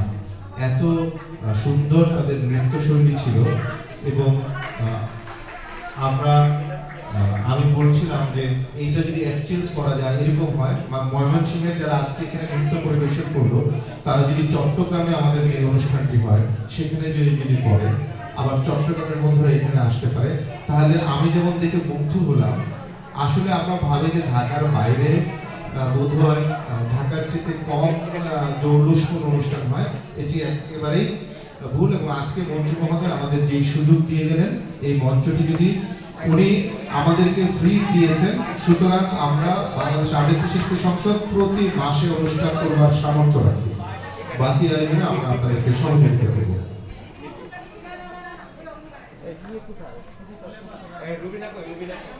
আমি রুবিনা আপাকে অনুরোধ করছি আজকে অনুষ্ঠানটি শুরু করবার জন্য। আমরা অধীর আগ্রহে অপেক্ষা করছি যে আমাদের আমি একটু সবাইকে অনুরোধ করবো, আমরা ঢাকা থেকে যারা এসছেন সবাই থাকবেন। আমরা ছবিগুলো একটু যদি পরে তুলি, আমরা সেক্ষেত্রে সবাই থাকবেন, প্রত্যেকের সাথে ছবি তোলা হবে। আমরা অনুষ্ঠানটি শুরু করতে পারছি না, সেটি আসলে এই মাইকে কি আছে, মাইকে সুপ্রিয় দর্শক মণ্ডলী, আপনাদের মনোযোগ আকর্ষণ করছি, সবাইকে আসন গ্রহণ করবার জন্য বিনীতভাবে অনুরোধ করছি।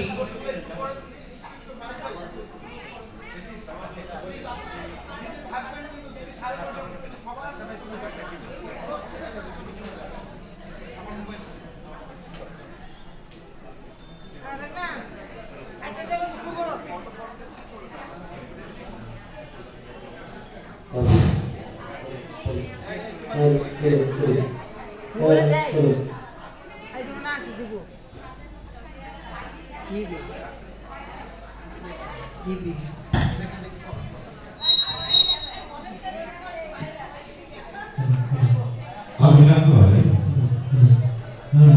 ভালোবেসে ভুল করেছি, ভুল করেছি, নষ্ট ফুলে পরাগ মেখে, পাঁচ পুকুরে নির্জনতা ফোন করেছি।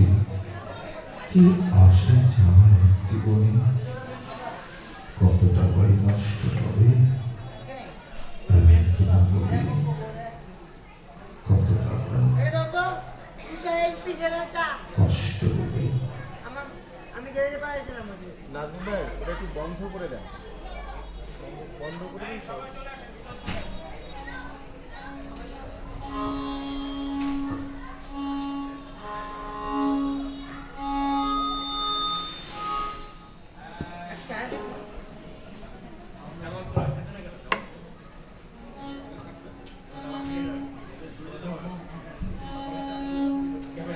আমরা সবাই ফিরে আসি আবৃত্তিতে। প্রথমেই আমরা উপভোগ করব জামালপুর জেলার শিল্পীদের পরিবেশনা। জামালপুর জেলার শিল্পীবৃন্দকে মঞ্চে বিনীতভাবে আমন্ত্রণ জানাচ্ছি। জামালপুর জেলার শিল্পীবৃন্দ, জামালপুর জেলা দলকে মঞ্চে আমন্ত্রণ জানাচ্ছি। জামালপুর থেকে অংশগ্রহণ করছেন কবি সাজ্জাদ আনসারী, নাদিয়া রায়হান মিথুন, আহমদ কাদরে লিটন, সৈয়দ তানভীর আহমেদ। আমরা সুপ্রিয় দর্শক মণ্ডলী, আপনারা যারা বাইরে আছেন আপনাদেরকে অনুরোধ করছি মিলনায়তনের ভিতরে এসে আসন গ্রহণ করবার জন্য। এখন আমরা আবৃত্তি উপভোগ করব জামালপুর জেলার শিল্পীবৃন্দের পরিবেশনা।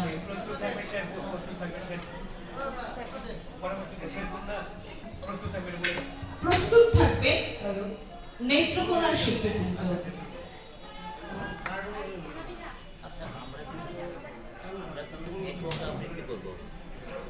একক করবো, তিনজনের তিনটা করবো, তিনজনের তিনটা করবো। আপনারা করুন, আপনাদের মতো বলে করুন, আবার জয়েন আপনাদের মতো বলে করুন। 15 মিনিট একটু খেয়াল রাখবেন।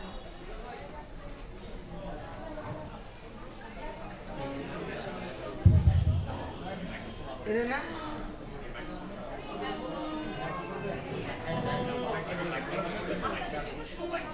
হ্যাঁ করবো।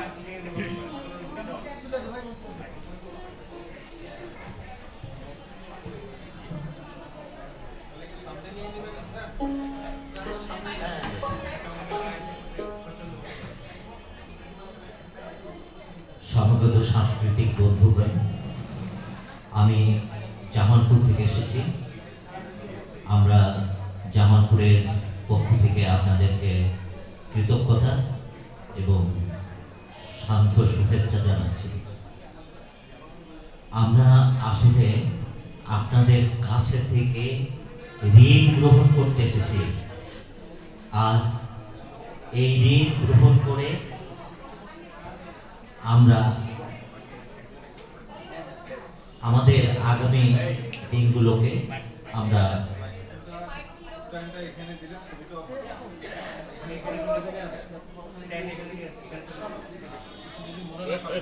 এখানে থাকবে, এখানে থাকবে।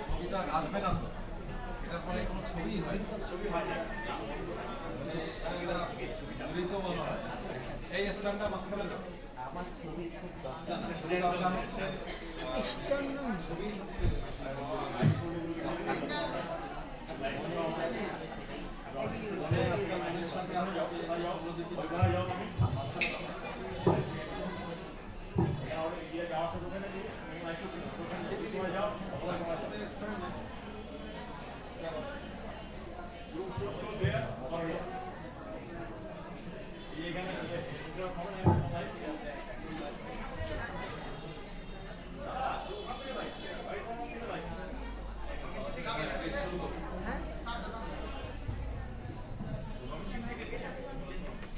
সুপ্রিয় ময়মনসিংহের সাংস্কৃতিক বন্ধুগণ, জামালপুর থেকে আমি সাজ্জাদ আনসারী আবৃত্তি করছি সৈয়দ শামসুল হকের নুরুদ্দিনের সারা জীবন। নীলক্ষার আকাশে নেই হাজার হাজার তারা, ওই নীলে অগণিত নিচে গ্রাম গঞ্জ হাট জনপদ লোকালয় আছে 69 ভাষা।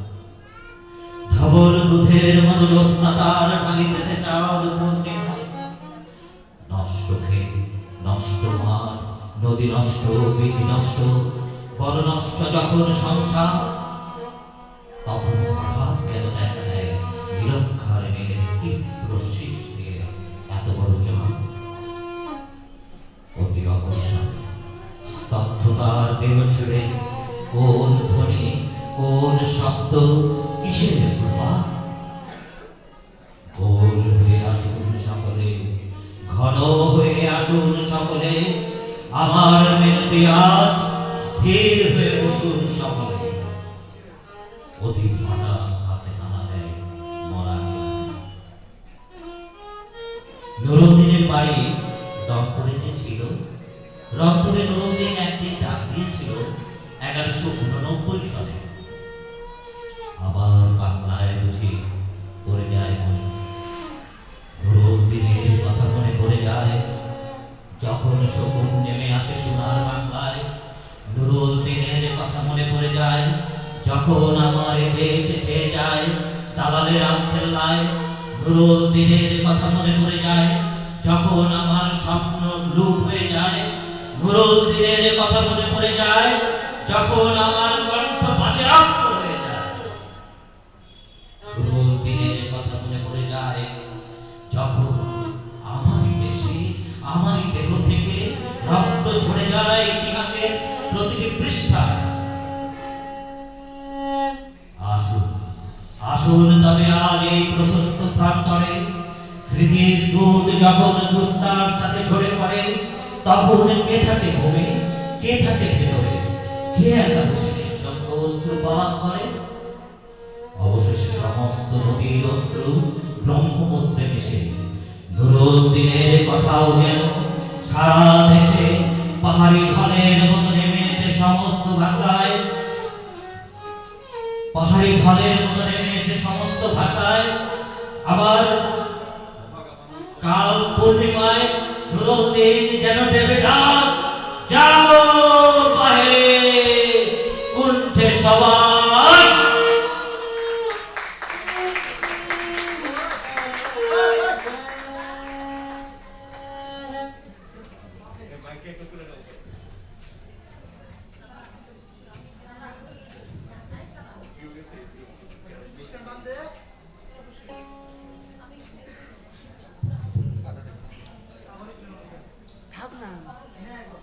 আমি আহমদ কাদের লিটন, জামালপুর থেকে এসেছি। আমি প্রেমেন্দ্র মিত্রের নীলকণ্ঠটা করে শোনাচ্ছি আপনাদের। হাওয়াই দিতে যাই,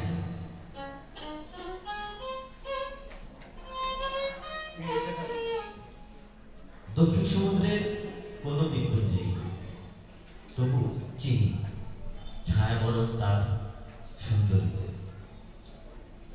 বিদেশি টহলদারের ক্যামেরা কলুষিত চোখে নয়, দেখেছি তাদের ঘাসের ঘাগড়ায় নাচের ঢের হিল, নোনা হওয়ার দমকে দমকে যেমন নারকেল বনের দোলা, মোহিনী পলিনের শিরা, মহাসাগরে ছড়ানো ভেঙে যাওয়া ভুলে যাওয়া কোন সুদূর সভ্যতার নাকি ভগ্নাংশ। আমি জানি সমুদ্রের উরসে প্রবাল দ্বীপের গর্ভে তার জন্ম, সূর্যের উরসে মহারণ্যের গর্ভে যার জন্ম। আধার বদল সেই আফ্রিকাকেও জানি, শৌখিন শিকারী আর পণ্ডিত পর্যটকের চোখে নয়। অরণ্য চলো ঝাপসা আলো, ফেন্টের চোখ খলসানো উজ্জ্বলতায় কি উদ্দাম মাথার বরণ আফ্রিকা। কণ্ঠে তার দুরন্ত আরণ্য উল্লাস, হেইটি হাইটি হাই, হেইটি হাইটি হাই। কালো চামড়ার ছোঁয়াচ বাঁচাতে কালো মনের ছোঁয়াচে রোগে জর্জর বিলাসী ক্লিবের প্রলাপ প্রতিধ্বনি নয়। রাত্রে নিবি অরণ্যবহ আফ্রিকা, রোমাঞ্চিত উত্তাল উচ্চারণ, হেইটি হাইটি হাই, হেইটি হাইটি হাই। অরণ্যটাকে ওই যায় সিংহের দাঁতে ধার, সিংহের নখে ধার, চোখে তার মৃত্যুর রোশনাই, হেইটি হাইটি হাই। বনপথে বিভীষিকা বিঘ্ন, আমাদের বল্লম বিঘ্ন, তাবুর সিংহ তো মারতেই জানে শুধু। তাবুর সিংহ যে মারতেই জানে শুধু, আমরা যে মরতেও চাই। Haiti হাইটি high. মেয়েদের চোখ আজ চকচকে ধারালো, নেচে নেচে ঢেউ তোলা, নাচের নেশায় তোলা, মিশকালো অঙ্গে কি চেক নাই। মৃত্যুর মৌতাতে বুঁদ হয়ে গেছে সব, রমণীয় মরণেতে ভেদ নাই। Haiti হাইটি high, Haiti হাইটি high. আমাদের গলায় কই সে আরণ্য উল্লাস, ঘাসের ঘাগড়ায় দুরন্ত সমুদ্র দোলা। কেমন করে থাকবে আমাদের জীবনের এই জ্বলন্ত মৃত্যু? আছে শুধু স্তিমিত হয়ে নিভে যাওয়া ফ্যাকাশে রুগ্ন, তাই সভ্যতা। সভ্যতাকে সুস্থ করো, করো সাধ্য, আনো তীব্র তত্ত্ব ঝাঁঝালো মৃত্যুসার। সূর্য আর সমুদ্রের ঔরসে যাদের জন্ম, মৃত্যু মাতাল তাদের রক্তের বিনিময়। ভরাট করা সমুদ্র আর উচ্ছেদ করা অরণ্যের জগতে কি লাভ গড়ে কৃমিকীটের সভ্যতা। লালন করে স্তিমিত দীর্ঘ পরবায়ু কচ্ছপের মতো। একবার তো মৃত্যু নেই, মৃত্যু জীবনের শেষ সার আবিষ্কার, আর সেই নীলকণ্ঠ।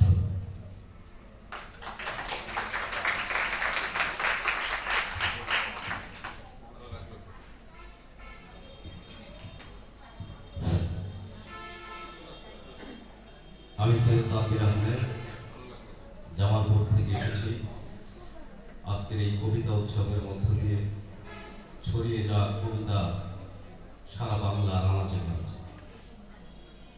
আমি আমার এই সমকালে নিয়ে একটি কবিতা লিখি, আমার লেখা এই বাংলা।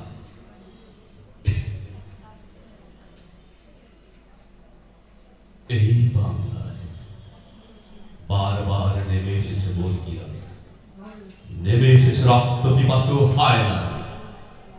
ওরা ধর্মের নামে চালিয়েছে জুলুম, নির্যাতন, শোষণ, করেছে সাম্প্রদায়িকতার চাষ, বাংলাকে করেছে সর্বহারা। দীর্ঘ 23 বছরের সংগ্রামের পথ পাড়ি দিয়ে বজ্রকণ্ঠের আহ্বানে 7 মার্চের মকুল ভাসির সুরে জয় বাংলা স্লোগানে স্লোগানে পরন্ত বিকেলে এসেছিল স্বাধীনতা বাঙালির লিখে। ধর্মান্ধ মৌলবাদ সাম্প্রদায়িকতার কবর রচনা করে রাষ্ট্র পরিচালিত হবে 72-এর সংবিধানের পথ ধরে। বাঙালি জাতীয়তাবাদ সমাজতন্ত্র, গণতন্ত্র, ধর্মনিরপেক্ষতার ভিত্তিতে মহান মুক্তিযুদ্ধের চেতনা বাতি জেলে আধার দাঁড়ানোর মিছিলে মিছিলে 3.5 বছরের মাথায় বঙ্গবন্ধুর দ্বিতীয় বিপ্লবের ঘোষণায় 30 লক্ষের রক্তে ভেজা অসাম্প্রদায়িক শোষণ মুক্ত বাংলাদেশ ভেসে উঠেছিল সেদিন সামনের গান গানে। হঠাৎ বাংলায় নেমে এলো কালো হাতার 71-এর পরাজিত শক্তি, ঘাতকদের বুলেটে জাতির পিতার বুক হলো ঝাঁঝরা। 75-এর 15 আগস্ট বাঙালি হলো পিতৃহারা। রক্তাক্ত হলো ধানমন্ডির 32 নাম্বার, স্বাধীনতা সংগ্রামের তীর্থস্থান। রক্তাক্ত হলো বাংলাদেশ, জাতীয়তাবাদ, সমাজতন্ত্র, গণতন্ত্র, ধর্মনিরপেক্ষতা, 72-এর সংবিধান। খোলস থেকে মুখোশ পরে বেরিয়ে এলো 71-এর প্রেতাত্মারা। ধর্মের নামে সাম্প্রদায়িকতার ঘুরিয়ে একের পর এক চালালো হত্যা। সংবিধানের পাতা থেকে মুছে ফেলা হলো বাঙালি জাতীয়তাবাদ, সমাজতন্ত্র, গণতন্ত্র, ধর্মনিরপেক্ষতা। ধন্যবাদ সবাইকে। জয় বাংলা।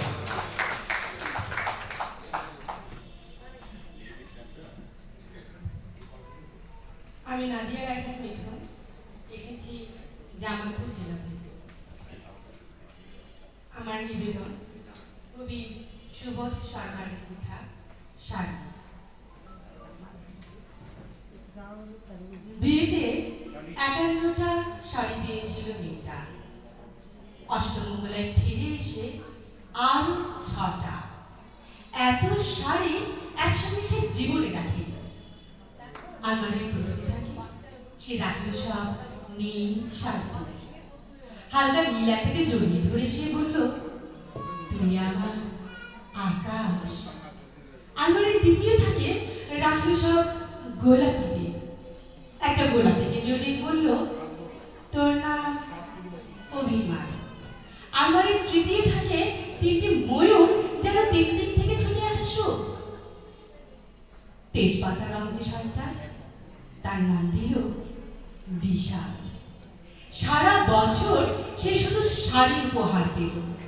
এত শাড়ি এক জীবনে সে কি করে পরবে? কিন্তু বছর যেতে না যেতেই ঘটে গেল সেই ঘটনাটা। সন্ধ্যের মুখে মেয়েটি বেরিয়েছিল স্বামীর সঙ্গে চাইনিজ খেতে। কাপড়ের মুখ বাঁধা তিনটে ছেলে এসে দাঁড়ালো। স্বামীর তলপেট ঢুকে গেল 12 ইঞ্চি, উপর থেকে নিচে নিচে নেমে ডান দিকে যাকে বলে পড়ে রইল খাবার। চিলি ফিশ থেকে তখনও ধোয়া উঠছে। এর নাম রাজনীতি, বলেছিল পাড়ার লোকেরা। বিয়েতে 51টা শাড়ি দিয়েছিল মেয়েটা। অষ্টমঙ্গলায় ফিরে এসে আরো 6টা। একদিন দুপুরে সে তার সমস্ত শাড়ি বের করে ছতলার বাগান থেকে উড়িয়ে দিল নিচের পৃথিবীতে। শাশুড়ি পরিয়ে দিয়েছে তাকে সাদা থান। 19 বছরের একটা মেয়ে, সে একা। কিন্তু সেই থান এক ঝটকায় খুলে দিল পাড়ার মোড়ে 3 জন। সদ্য নগ্ন বিধবা একটি মেয়ে দৌড়াচ্ছে আর চিৎকার করছে, বাঁচাও বাঁচাও বাঁচাও। পেছনে 3 জন, সে কি উল্লাস! নির্বাক পাড়ার লোকেরা। বিয়েতে 51টা শাড়ি পেয়েছিল মেয়েটা। অষ্টমঙ্গলায় ফিরে এসে আরো 6টা। বিয়েতে 51টা শাড়ি পেয়েছিল মেয়েটা।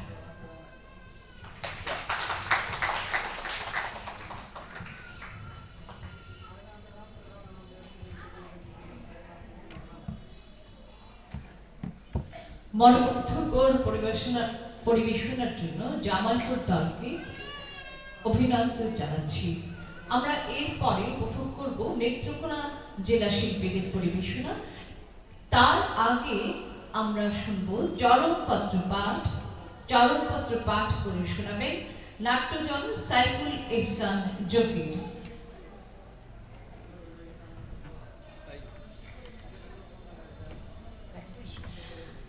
পরবর্তীতে প্রস্তুত থাকবেন নেত্রকোনা জেলা দল। আমরা সময় বাঁচাতে চেষ্টা করব।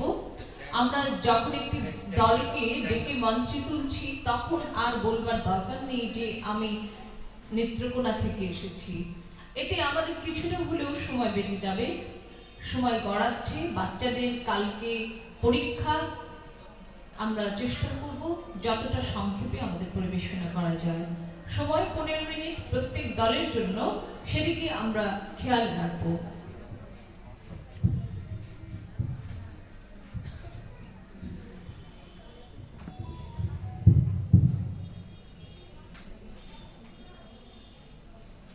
শুভেচ্ছা সবাইকে। পাঠ করছি স্বাধীন বাংলা বেতার কেন্দ্র হতে প্রচারিত রম্যকথিকা চরমপত্র। এই চরমপত্রের সাথে আমাদের নতুন প্রজন্মের অনেকেরই হয়তো পরিচয় নেই বা তাদের জানা নেই। আমি চাই স্বাধীন বাংলা বেতার কেন্দ্র থেকে যে সমস্ত অনুষ্ঠান প্রচারিত হতো তার মধ্যে রম্যকথিকা খুবই জনপ্রিয় হয়েছিল এবং মুক্তিযোদ্ধাদেরকে এবং সেই সাথে সাধারণ মানুষকেও খুব অনুপ্রাণিত করেছিল। এটি নতুন প্রজন্মের মধ্যে জানা খুবই দরকার বলে আমি মনে করি। তাই যারা আজকের এই আয়োজনে এই চরমপত্রটি সংযুক্ত করেছেন তাদের সবাইকে ধন্যবাদ। আমি আজকে যে পাঠটি আপনাদেরকে শোনাবো সেটি একদম শেষের চরমপত্র। এটি 117 নম্বর চরমপত্র, যেটি 16 ডিসেম্বর স্বাধীন বাংলা বেতার কেন্দ্র থেকে প্রচারিত হয়েছিল। আর এটি পাঠ করতে এমআর আক্তার বুকু। তার শুরু করছি। কি পোলারে বাগি খাইল শেষ, আজ থেকে বঙ্গাল মুলুকে মছুয়াগর রাজত্ব শেষ। ঠাস করে একটা আওয়াজ দিল, কিলো কিলো। ঢাকা ক্যান্টনমেন্টে পিয়াজি সাহেবের চেয়ার ধরে একেবারে চিত্ত হয়ে পড়ে গেছিল। আর এইদিকে রাওয়ালপিন্ডিতে আইন মেরে जान प्यारे दमान नूरे चमान आसमान के चांद आंखों का तारा আগা মোহাম্মদ ইয়াহিয়া খান সাহেব অক্ষরে চিত্র রয়েছে ৮৮৪৪ দিন আগে 1947 সালের 14 আগস্ট তারিখে মুসলমান ভাই ভাই কইয়া করাচি লাহোর পিন্ডির মছুয়া মহারাজরা বঙ্গাল মুলুকে যে রাজত্ব কায়েম করছিল আজ তার খতম তারাবি হয়ে গেল। বাঙালি পোলাপান বিচ্ছুরা 265 দিন ধইরা বাঙ্গাল মুলুকের কেদর আর প্যাকের মধ্যে ওয়ার্ল্ডের বেস্ট ফাইটিং ফোর্স পাইয়া আরে বাড়ি রে বাড়ি ভোমা সাইজের মছুয়াগুলা ঘট ঘট করে দম ফলাই ইরাবতীতে জন্ম যা ইসামতীতে মর আকা আমগো চকবাজারের চকুমিয়া ফাল পাইরে উঠলো ভাইসা আমাদের চকবাজারের চৌরাস্তার মধ্যে পাথর দিয়ে একটা সাইনবোর্ড বানাবো হেইডের মধ্যে কাওলারে দিয়ে লেখাবো 1971 সাল পর্যন্ত বাঙ্গাল মুলুকে এক কিসিমের গ্যাঞ্জাম ছিল হেই গ্যাঞ্জাম রে কয় মছুয়া এখন চটপাট বাইরে যাওয়ার গতিকে হাজার হাজার বাঙালি বিচ্ছু একরে চুটিয়া মানে কিনা পিঁপড়ার মতো ডইলা শেষ করছিল। এই কিসিমের গ্যাঞ্জাম রেকে তাদের মধ্যে লেখা দিয়েছে পিপিলিকার পাখা উঠে মরিবার তরে টিক্কা মালিককে গেল তো মশা বলে কত জ্বর 25 মার্চ তারিখে সেনাপতি ইয়াহিয়া খান বাঙালির বেসুমার মারণের অর্ডার দিয়া কি চোটপা জেনারেল টিক্কা খান এই অর্ডার পাইয়া 30 লাখ বাঙালির খুন দিয়া গোসল করলো।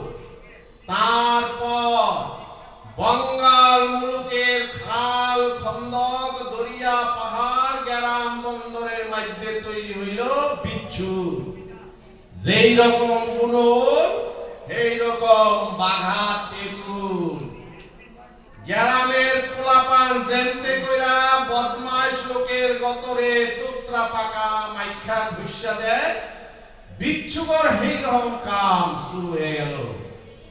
এই কাম বিনে কিলো ঢাকার মতিঝিলে বিচ্ছুক কারবার হইল। কি হলো অঙ্কুরের ভুরুঙ্গামারিতে ভোমা সাইজের মাছুয়ারা হালাক হইল। ব্যাস মেশিন গানের লগে মেশিন গান মর্টারের লগে মর্টার বাইরে বাড়ি শুরু হয়ে গেল। গাবুর বাড়ির চোটে জেনারেল টিক্কা খান পাকিস্তান সাইরা ভাগওয়াট হইলেন। হ্যাঁ এই দিককার খবর শুনছেননি সবই হবুর কারবার। হবু প্রধানমন্ত্রী সুরুল আমিন, হবু দেশ রক্ষা মন্ত্রী মিয়া মুমতাজ দৌলতানা, হবু যোগাযোগ মন্ত্রী আগায় খান পাসাই খান খান আব্দুল খান, হবু পোস্ট অফিসের মন্ত্রী ইসলামের জম গোলাম আজম আর হবু ফরেন মিনিস্টার মদাবু ভুট্টো কেউ শপথ লইতে পারে না। টাইম শর্ট বঙ্গাল মুলুকের বিচ্ছুকর গাজরিয়া মায় শুরু হয়ে গেছে।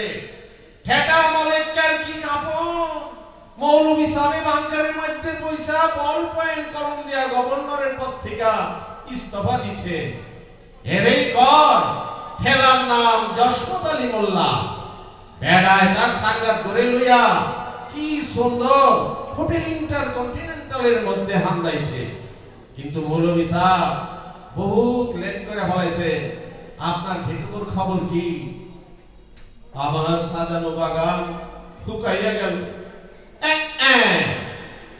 একটি জাতিসংঘের মদার ভুট্টু জেনারেল পেয়াজির সারেন্ডারের খবর পাইয়া অ্যাক্টিং করছে। পয়লা গরম তারপর নরম এরপর আরে কান্দন রে কান্দন পকেটের রুমাল বাই কইরা চোখ মুছা না ক্লিয়ার কইরা চিল্লায়া কইল সারেন্ডার সারেন্ডার কো ইম্পোজ অসম্ভব।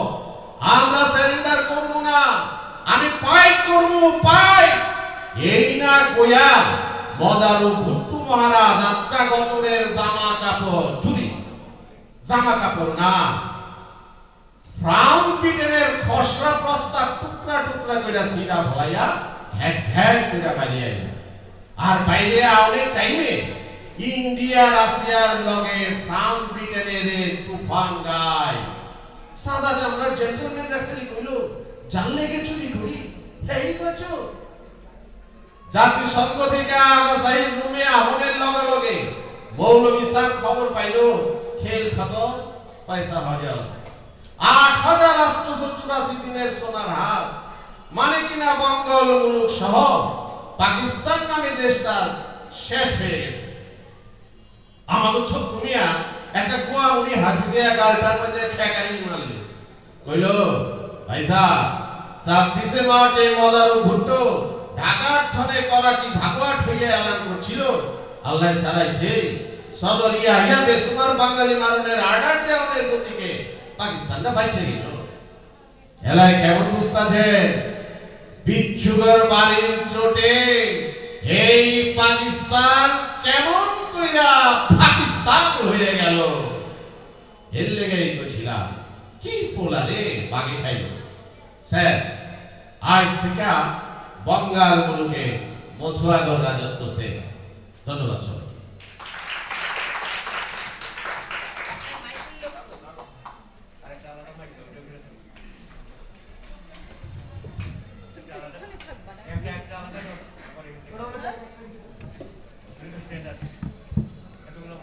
ধন্যবাদ সাইকুলার সঞ্জয়রা আপনাকে।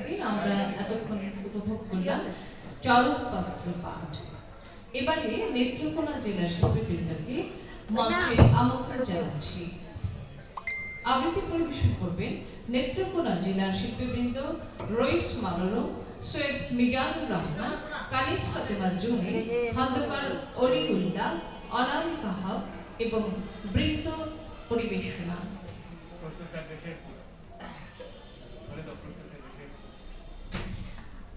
প্রস্তুত থাকবে শেরপুর জেলা দল।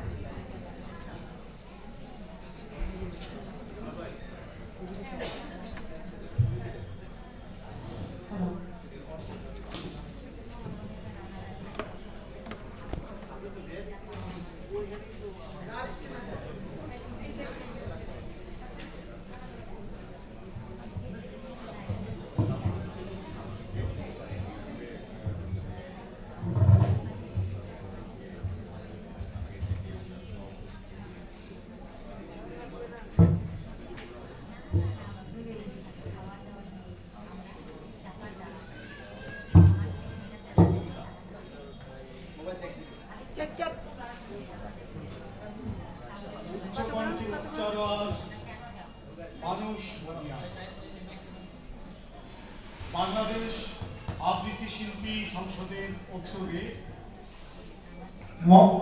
ময়মনসিংহ বিভাগীয় আবৃত্তি উৎসবে সময়গত সুধী স্বজন সবাইকে ন্যায্যকলা জেলার পক্ষ থেকে শুভেচ্ছা অভিবাদন। নেত্রকোনা জেলার আবৃত্তি দলের পক্ষ থেকে আন্তরিক শুভেচ্ছা জানিয়ে শুরু করতে যাচ্ছি আবৃত্তি পরিবেশনা জাগো মানুষ ভালোবাসায়। আমাদের আয়োজনে আছে একক আবৃত্তি ও বৃন্দ পরিবেশনা। প্রথমেই একক আবৃত্তি করছে কানিজ ফাতেমা জুই, স্বরচিত কবিতা নিখোঁজ সংবাদ। একটা নিখোঁজ সংবাদ আছে। মানবতা নামক শব্দটি হারিয়ে গেছে এই নিষ্ঠুর পাষাণ ব্যস্ত শহরে, যেখানে মানুষের মুখোশে কিছু অমানুষ গড়াগড়ি করে। ইটের পর ইট উঠেছে, গড়ছে আকাশ ছোঁয়া বাড়ি। এই ঐশ্বর্যের মাঝে হারিয়ে গেছে মানবতা, তাহার খোঁজ আমরা নাহি নিতে পারি। টাকা আছে, গাড়ি আছে, আছে আলিশান বাড়ি, নিজেকে তাই বড়লোক ভাবে, কোনো কাজে কারো পরোয়া নাহি করি। কে দুঃখী, কে অসহায়, কার বা ঘরে অন্ন নাই, খুঁজি না কারো ঠিকানা। সাহায্য তো দূরের কথা, তাদের নিয়ে ভাবতেও যেন সময় পায় না। অর্থের প্রতিযোগিতায় নামছি আমরা, হচ্ছে ভাইয়ে ভাইয়ে দ্বন্দ্ব। কাকে মেরে কে জয়ী হব, চলছে তাহার অবিচল যুদ্ধ। বিবেকটা আজ বিক্রি হয়ে গেছে কিছু অর্থের কাছে, ভালোবাসাটাও হারিয়ে গেছে এই মানবতাহীন শহরের মাঝে। লোভ আর পাপ, হিংসা আর মিথ্যা, গ্রাস করার ইচ্ছা। কে মরলো কে বাঁচলো, নিজ স্বার্থে আমরা সবাই চিন্তিত, করি না কারো চিন্তা। অনেক আছে আরো চাই, হারাল কিংবা হারাম নাই। কাঁদি দুস্থ অসহায়, তবুও যেন মানবতার ছোঁয়া নাই। কাঁদছে শহর, কাঁদছে মানুষ, কেউ নেয় না কারো খবর। লোভী মানুষের কাছে হেরে গেছে মানবতা, গড়ছে এক পাষাণ নিষ্ঠুর শহর। মানবতা নামক অমোঘ অস্ত্রটি যদি ফিরিয়ে আনতে চাই, হিংসা, বিদ্বেষ, অহংকার, ত্যাগ ছাড়া কোনো বিকল্পই যেন নাই। ধন্যবাদ। মানুষ জাগবে আনিসুল হকের লেখা। আবৃত্তি করছে অনামিকা হক। হে তরুণ, হে যুবক, হে শ্রমিক, হে কৃষক, মেনো না হতাশা। আবার আসবে দিন সূর্যিত আলোর, আবার আসবে দিন সমূহ উজ্জ্বল। মানুষ জাগবে জাগবে মানুষ। নিদারুণ দুঃসময়ে আমাদের অধিবাস আজ। নির্দয় সূর্যের তাপে ফেটে যায় মাটি ও মনন। কামরুলি জানোয়ার দাঁতে ঘষে দাঁত, জয়নুলের কাকেরা করে কা কা স্বদেশ ভাগাড়ে। কাক ও কুকুর ছাড়া আর কোনো প্রাণী যেন নেই। হতাশা ও ধোঁয়া ছাড়া আর কোনো দৃশ্যকল্প নেই। মানুষ নিরাশ আজ, মানুষের আস্থা নেই আলোকের প্রতি। মানুষ নিরন্ন আজ, মানুষের আস্থা নেই অন্নদাত্রী মৃত্তিকার প্রতি। চারিদিকে অন্ধকার, ছিদ্রহীন শেষহীন অদ্ভুত আধার। বিলাপ আর আর্তনাদ ছাড়া কোনো উচ্চারণ নেই। আপোষ ও বেঈমানি ছাড়া কোনো রাজনীতি নেই। উৎকোচ ও দুর্নীতি ছাড়া কোনো কারবার নেই। সামরিক উর্দি ছাড়া আর কোনো ভগবান নেই। মানুষ ঘুমিয়ে সব বেঘরে অঘরে যেন অনন্ত শয়নে। তথাপি হে সাথী, হে কৃষক, ক্ষেতের মজুর, ছাত্র বন্ধু, শ্রমজীবী মৌলিক মানুষ, হে কামার, হে কুমোর, জেলে তাঁতি, মাঝি মাল্লা কুলি, একবার প্রাণ খুলে কান পেতে ধরো। একবার অন্তর্দৃষ্টি মেলে ধরে দেখো। মানুষ কি জাগে নাই অন্ধকার তারা নিয়ে সূর্যের মতন? মানুষ কি জাগে নাই তুফানের প্রচন্ড গতিতে, জীবন কি জাগে নাই মরণের আবরণ ভেঙে, জীবন কি জাগে নাই বারুদের বিস্ফোরণ ঠেলে। 52 একদিন জেগেছিল সব, আবার আসেনি কি মহাজাগরণ সুমহান 71-এ। বেহেশত হতে নয় মানুষের মাঝ থেকে মানবিক কণ্ঠ কি গর্জে ওঠে নাই এবারের সংগ্রাম, স্বাধীনতার সংগ্রাম। কলিমুদ্দিন শেখ মই অন্তরে আবাস হামার, বিশ্বাস কি হয় বাহে এই মই যুদ্ধে গেছিলাম। মই তো একলা ন, অনেকেই আসিল সাথত, লাঙ্গল ফেলিয়া বাহে এই হাতে অস্ত্র দিছিলাম। সময় দিয়াছে ডাক আমার কি সাধ্য বসে থাকিব ঘর, ঘরের বাহির হয়া ঝাঁপ দি আকুল গানেতে। চোখে মোর এক ছবি সামনের তীরেতে, নতুন জীবন্ত আছে এক সোনার খাঁচায় নয়, কেমন স্বাধীন এক নতুন জীবন। আকুল বানের তোরে ভাসি ভাসি যুদ্ধে চলে যায়, আমার দেশের লাগি কলিম কিষান মুই যুদ্ধে চলে যাই। মরণের ভয় ডর ফেলি মুই যুদ্ধে চলে যাই, দুমুঠা ভাতের লাগি যুদ্ধে চলে যাই। প্রাণের ভিতর জোশ যুদ্ধে চলে যায়।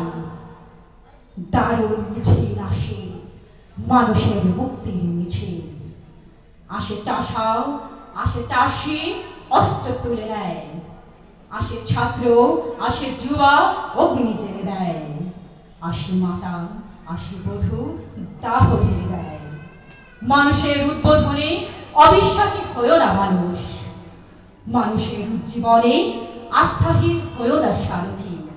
আবার আসবে সেই সময়ের বাঁক, আবার আসবে সেই জাগরণী ধবল প্রহর। ইতিহাসের প্রগতি রুদ্ধ করে শক্তি আছে কার, মানুষের অগ্রযাত্রা বন্ধ করে শক্তি আছে কার। মানুষ জাগবে ঠিক, পুনরায় জাগবে মানুষ, মানুষ জাগবে ঠিক, পুনরায় জাগবে মানুষ। ধন্যবাদ। তখন সত্যি মানুষ ছিলাম। কবি আসাদ চৌধুরী লেখা, আবৃত্তি করছে আকিব কাবিলি।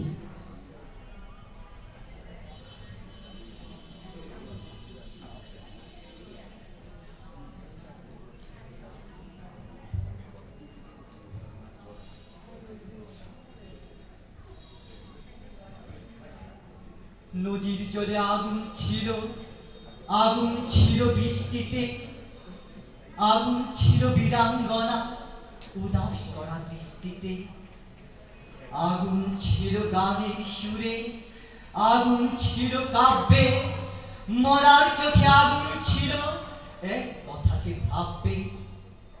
কুকুর বেড়াল থাবা হাঁকায় ফসে সাপের ফনা, শিং কই মাছ রুখে দাঁড়ায় জলে বালির কণা। আগুন ছিল মুক্তি সেনার স্বপ্ন ঢোলের বন্যায়, প্রতিবাদের প্রবল ঝড়ে কাঁপছিল সব অন্যায়। এখন এসব স্বপ্ন কথা দূরের শোনা গল্প, তখন সত্যি মানুষ ছিলাম, এখন আছি অল্প। ধন্যবাদ। হাবিবুর রহমান হানিফ আবৃত্তি করছে কবি হুমায়ুন আজাদের ভালো নেই। তুমি চলে গেছো, ভালো নেই, তাই বলে গালে খোঁচা খোঁচা দাড়ি নেই, তাই বলে গায়ে ছেঁড়া ফেরা জামা নেই, তাই বলে জেগে জেগে কাটাই না রাত, তাই বলে একলা ঘুরি না বমি বনে। তুমি চলে গেছো, ভালো নেই, তাই বলে ঠাই নিনি বাজারে, তাই বলে বিড়বিড় করি না দিন রাত, তাই বলে ভর্তি হইনি হৃদরোগ হাসপাতালে, তাই বলে পালিয়ে বেড়াই না ফেরারির মতো। তুমি চলে গেছো, ভালো নেই, তাই বলে খাই না মুঠো মুঠো ঘুমের ঔষধ, তাই বলে পালিয়ে বেড়াই না ফেরারির মতো, তাই বলে লাফিয়ে পড়িনি ছাদ থেকে, তাই বলে ছুঁইনি তাজা বৈদ্যুতিক তার, তাই বলে ঘোরাফেরা করি না রেল লাইনের আশেপাশে। তুমি চলে গেছো, ভালো নেই, তাই বলে হইনি নির্বাসন দেশ থেকে, তাই বলে কারাদণ্ড হইনি যাবজ্জীবন, তাই বলে ঝুলিনি ফাঁসির কাঠে, তাই বলে দাঁড়াইনি ফায়ারিং স্কোয়াডের সামনে। তবে এর যে থাকতাম ভালো, যদি লাফিয়ে পড়তাম ছাদ থেকে, যদি ছুঁয়ে ফেলতাম তাজা বৈদ্যুতিক তার, যদি লাফিয়ে পড়তাম দ্রুততম রেলগাড়ির নিচে, যদি ঝুলতাম ফাঁসির কাঠে, যদি দাঁড়াতাম ফায়ারিং স্কোয়াডের সামনে। ধন্যবাদ। আমাদের সর্বশেষ একক পরিবেশনা। এবার আবৃত্তি করবেন স্বরচিত কবিতা কবি রইস মনোরম, ফিরে ফিরে পাবো।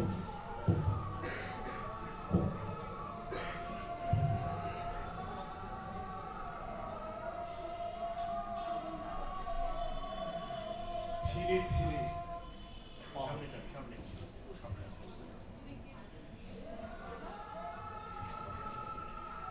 তোমাকে খুঁজেছি কত কত কাল, খুঁজেছি বালি বালিয়ালির পরতে পরতে সমতলে, তোমাকে খুঁজেছি পৃথিবীর পথে পথে, খুঁজেছি সবখানে, খুঁজেছি তোমার হাতের দাগ পায়ের ছাপ, শুধু খুঁজিনি এবং বুঝিনি কখন কোথায় কার আবির্ভাব। পাহাড়ের ঢালতে কিংবা খাদে খুঁজে ফিরেছি তোমার লাশ, আমারে কতবার টেনে নিয়ে গেছে সাগরের কালো জলোচ্ছ্বাস। খুঁজেছি চিহ্ন, সেই সব চিহ্ন কখন কোথায় আমরা হয়েছি টুকরো টুকরো ছিন্ন ভিন্ন। খুঁজেছি সেই সব চিহ্ন, অনন্তকাল আমরা আমাদেরকে খুঁজবো, ফিরে ফিরে পাবো, আবার হারিয়ে যাবো। ধন্যবাদ। ধন্যবাদ। আমাদের শেষ হলো একক পরিবেশনা। আমাদের সর্বশেষ পরিবেশনা বৃন্দ আবৃত্তি। জাতিসত্তার কবি মোহাম্মদ নুরুল হুদার কবিতা আমরা তামাটে জাতি, বৃন্দ পরিবেশনা।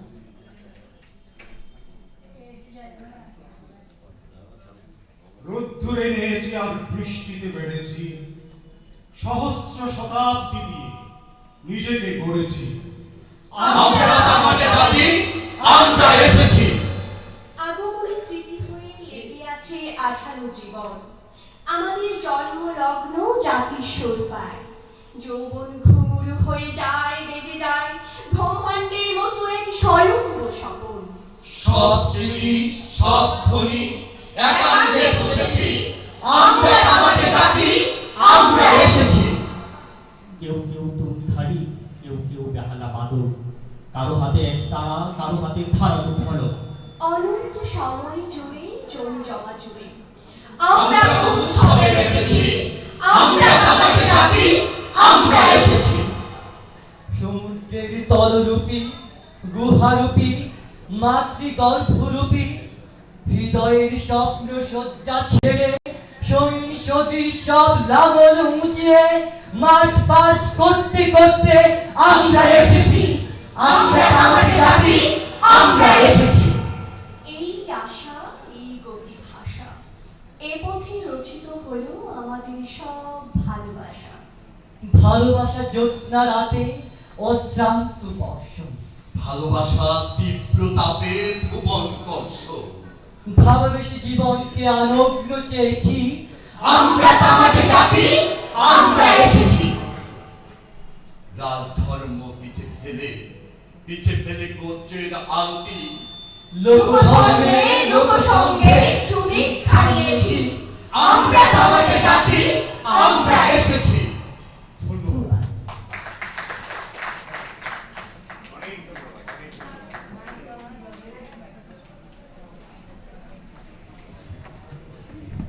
চমৎকার পরিবেশনার জন্য ধন্যবাদ নেত্রকোনা জেলা